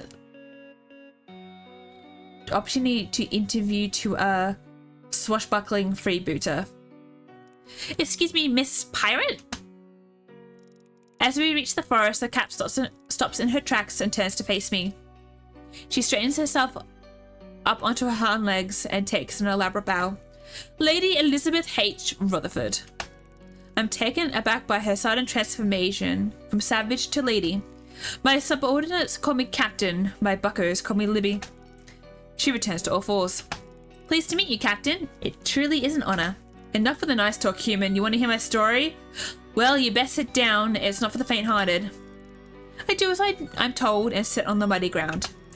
I suppose the first thing you'll want to know is how a refined young lady of noble birth became a buccaneer with such a fearsome reputation. I want to hear everything, that is, if you're happy to tell me. We'll make a change talking to anyone other than that old windbag. Captain Corn? The very same. It was the likes of him that my poor brave mother escaped from. With a babe in arms and only the clothes on her back, she threw her lot in with a picaroon rather than stay with their cheating cowardly world. A picaroon? A pirate! Not just any old pirate, mind you. My father was the wiliest sea wolf of them all, feared and respected and loved. Your father was... I call him that because he raised me as his own. My mother brought me to him when I was not yet a year old, and he took me in without question because of his love for her. Never once did he treat me any less than as if I was his natural child. I never knew my blood father, but I heard enough to know he was the cruelest, meanest beast. Worse by far than any I've danced with on account. He was a peer of the realm and was on Daddy Purrfect's payroll for getting bills passed that really should have had more scrutiny. They were a law unto themselves, those men. Hornswogglers, the lot of them. But I digress. My father brought me up as a water rat proper. By the time I was 10, there was nothing I didn't know about sailing. By 16, I was running my own ship, the Catfish, and taking men on no prey, no pay runs. I was good, if I do say so myself, and I gained a reputation for bringing home the bounty. I had ambitions too. I dreamed of being as rich as Daddy Purrfect himself before my 21st birthday. So how did you end up here, Captain? We've been going through a lean patch. Not just us, it was the same all over. The men were hungry and we're still thirsty. You can't deprive a pirate of his grog for long without a mutiny rumbling through the ranks. When one of my boys put forward the proposal that we try our luck taking on the Desire at Kitty Fisher merchant ship, my first reaction was to stonewall. Normally we wouldn't touch a fisher. They're too well rigged and too well armed, so you can't outrun them. You can't overpower them. However, desperate times call for desperate measures, and I decided to think through a bit more. Fishes are big and strong, but their captains are clueless as soon as they go off their designated route. Get them out in open water, and they're lost as lambs. That's the trouble with rich folk. They can afford to buy the best vessels, but they don't know how to sail them. Now, I ain't got no problems with Daddy personally, in spite of the company he keeps, but his ships are well stocked and my men were starving, so it seemed only fair we take from the fat and give to the lean. I put my hand up in the air to signify I have a question. Captain Libby gives me an exasperated look. What are you waving at? Sorry, but you keep mentioning a daddy. Who was he? Who is Daddy Purrfect? Gods, only the fattest cat of them all. That landlubber had the coin to change the world, and what does he do? He invests in creams and powders. He was a cosmetics tycoon. He was an old fool with too much money and not enough sense. Do you want to sit around and talk about things that don't matter, or do you want to hear the rest of my story? I'm sorry. Yes, please continue. So, me and Jim, that's my cabin lad, drew up charts and made a plan. The idea was to track the Desire from a safe distance without being spotted, and when we reached the midway point, furthest from land either way, tried to badger her into leaving her path. We used these tactics many times, tire them out, then start pushing off course. If the weather turns bad, so much the better for us. The gods were really on our side on raid day. The height of summer should have meant calm seas all the way, but no. The thick black clouds loomed over us, darkening by the minute. By the time we were chasing the Desire, I could barely see my own hand in front of my face. I realized the storm had now become our enemy too. Our life on the seas has taught me well about weather, but this was something else. The sea raged and the lightning flashed, and we knew our vessel could not take this battering. The only way for any of us to survive would be to abandon the Catfish and call a truce with the merchants. We had to board the Desire. We downed our weapons and raised our arms above our heads, but out comes that coward Corn, musket raised, ready to blow us all away. He knew we were surrendering, but he came at us anyway. His arrogance scuttled us all, his crew as well as mine, and in the ensuing rumpus, your face, Davy Jones Locker. I don't know what happened next. I woke up on land with no idea how long I had been there, but it didn't take long to see that we had gone from one bad situation to a far worse one. We managed somehow to work together, us and the Toffs, to get as many men as possible out of the water and onto dry land. We salvaged all we could and made our camps as we saw fit, them on higher ground, us by the water's edge on the beach here. No pirate wants to be too far away from the sea for long. Not that it helped us in the end. This place was cursed. There were things that weren't right. Do you mean the cats? We were starving, the men. They tried to hunt, but there's nothing here. We never saw a bird or bear or any kind of beast other than them cats. I tried my best to keep them from the inevitable. Hello, Delilah. Hello, pretty girl. I know you're hungry. It's past your dinner time. Have you asked Dad? I foraged around and made all manners of stews and soups from the plants and tubers I gathered, but they became obsessed with meat. All I could do in the end was watch horror as a nightmare engulfed us all. Only a few of us didn't succumb, wouldn't take part in the savagery, but even so we weren't spared. All it took was one scratch, one small swipe of a claw, and the change began.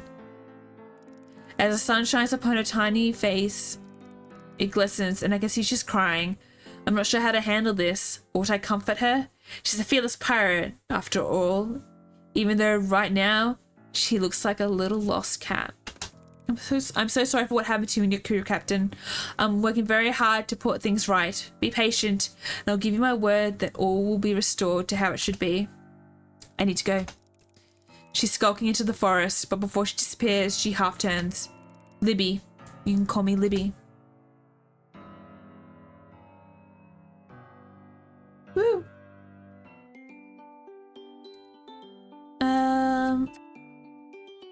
Alright, well, we've romanced as much as we can. I think we just research. Yes.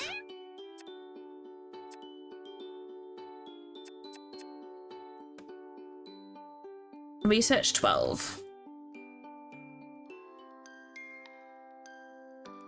Today I'm in the lab doing flora research. It's not the most exciting job, but if I keep my head down, I can get through it quickly enough. It really just consists of unpacking the new samples of plants and flowers that the professor and I have collected on our foraging expeditions and logging them into the database of organic substances on the computer. Most of them are commonplace plants that grow abundantly in the forest, but occasionally we come across something more rare, exotic even. One of the examples I'm looking at today is Candela incana maritima, which is very interesting indeed. I can't help speculating that it has been cultivated in the marigold's little greenhouse and then transplanted to open ground. I'm distracted momentarily by the sound of clinking glass, and I turn to see the beautifully manicured paw of a sphinx cat tapping on a beaker, nudging it perilously close to the edge of the counter. Boots, stop that. You're not supposed to be in here. She laughs as though I told a joke. It's a frightfully pretty flower. Candela incana maritima, if I'm not mistaken. You never cease to amaze me, Boots. How on earth did you know that? Why, I make it my business to know all about rare and valuable works of art. Art? Why not? It has been created like a sculpture or a painting. The marigolds are true artists in the garden. I wondered if they had something to do with this. It's so unusual, even its natural swampy habitat. Even in its natural swampy habitat, but to have it growing here in the forest is very out of the ordinary. Yes, its properties are extraordinary to human. Well, I'm quite new to botanical science, so I probably don't know the half of it. Why don't you fill me in? Although I'm always happy to facilitate your learning, human, I simply can't stay here a moment longer. The air is so stale, don't you find? I ignore her sideways glare and upturned nose. Let's go to the beach and drink some coconut water, and I'll tell you everything you need to know. Snoots, I'm not going anywhere until I finish this. Don't be ridiculous. You can tinker about here any time, but the sun will be gone in an hour or two. I'm not tinkering. This is my job. If I don't get it done, the professor will want to know why. Then explain to him you had better things to do. Snooty booty, I won't tell you again. If he catches you here, Purr will cage you. Be careful with that flower, human. It doesn't do to inhale that fragrance too deeply. What? I turn to ask why, and I see her flounce out, knocking the beak with a swish of her tail as she does. You did that on purpose! But she's gone, leaving me to clear up the broken glass.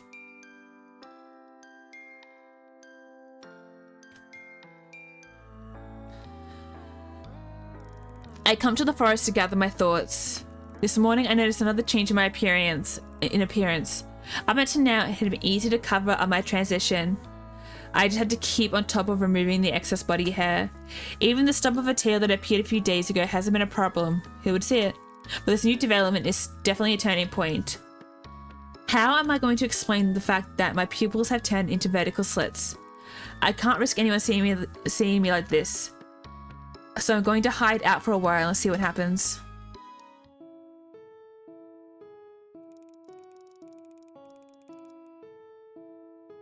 It's a beautiful night and McMurphy and I are laying on the sand by the old shipwrecks, relaxed in a way that only cats can be.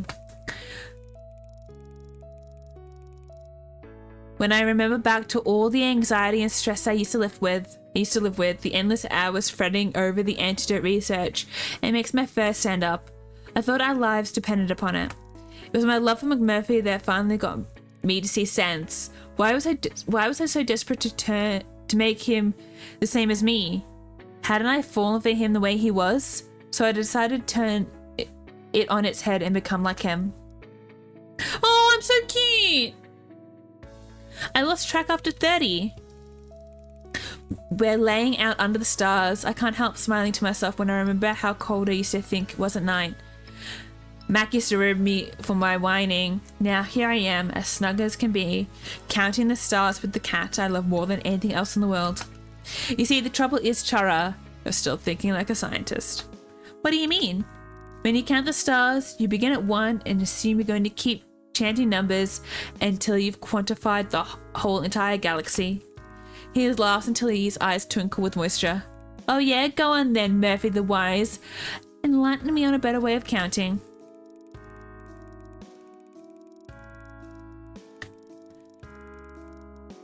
So if you ask me how many stars there are, I take an overall squint at the sky, judge how cloudy or clear it is, and decide if there's enough light to hunt.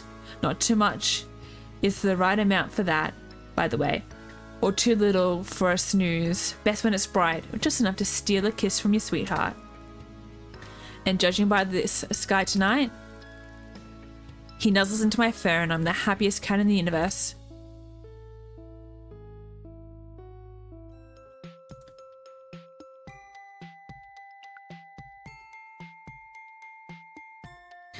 Alright, so I only got 2 successful dates with Murphy. So, oof, I think that was because I tried to have that intervention, but I still got a relationship with him. So chapter 1 is complete. Got the ending, achieved love drunk.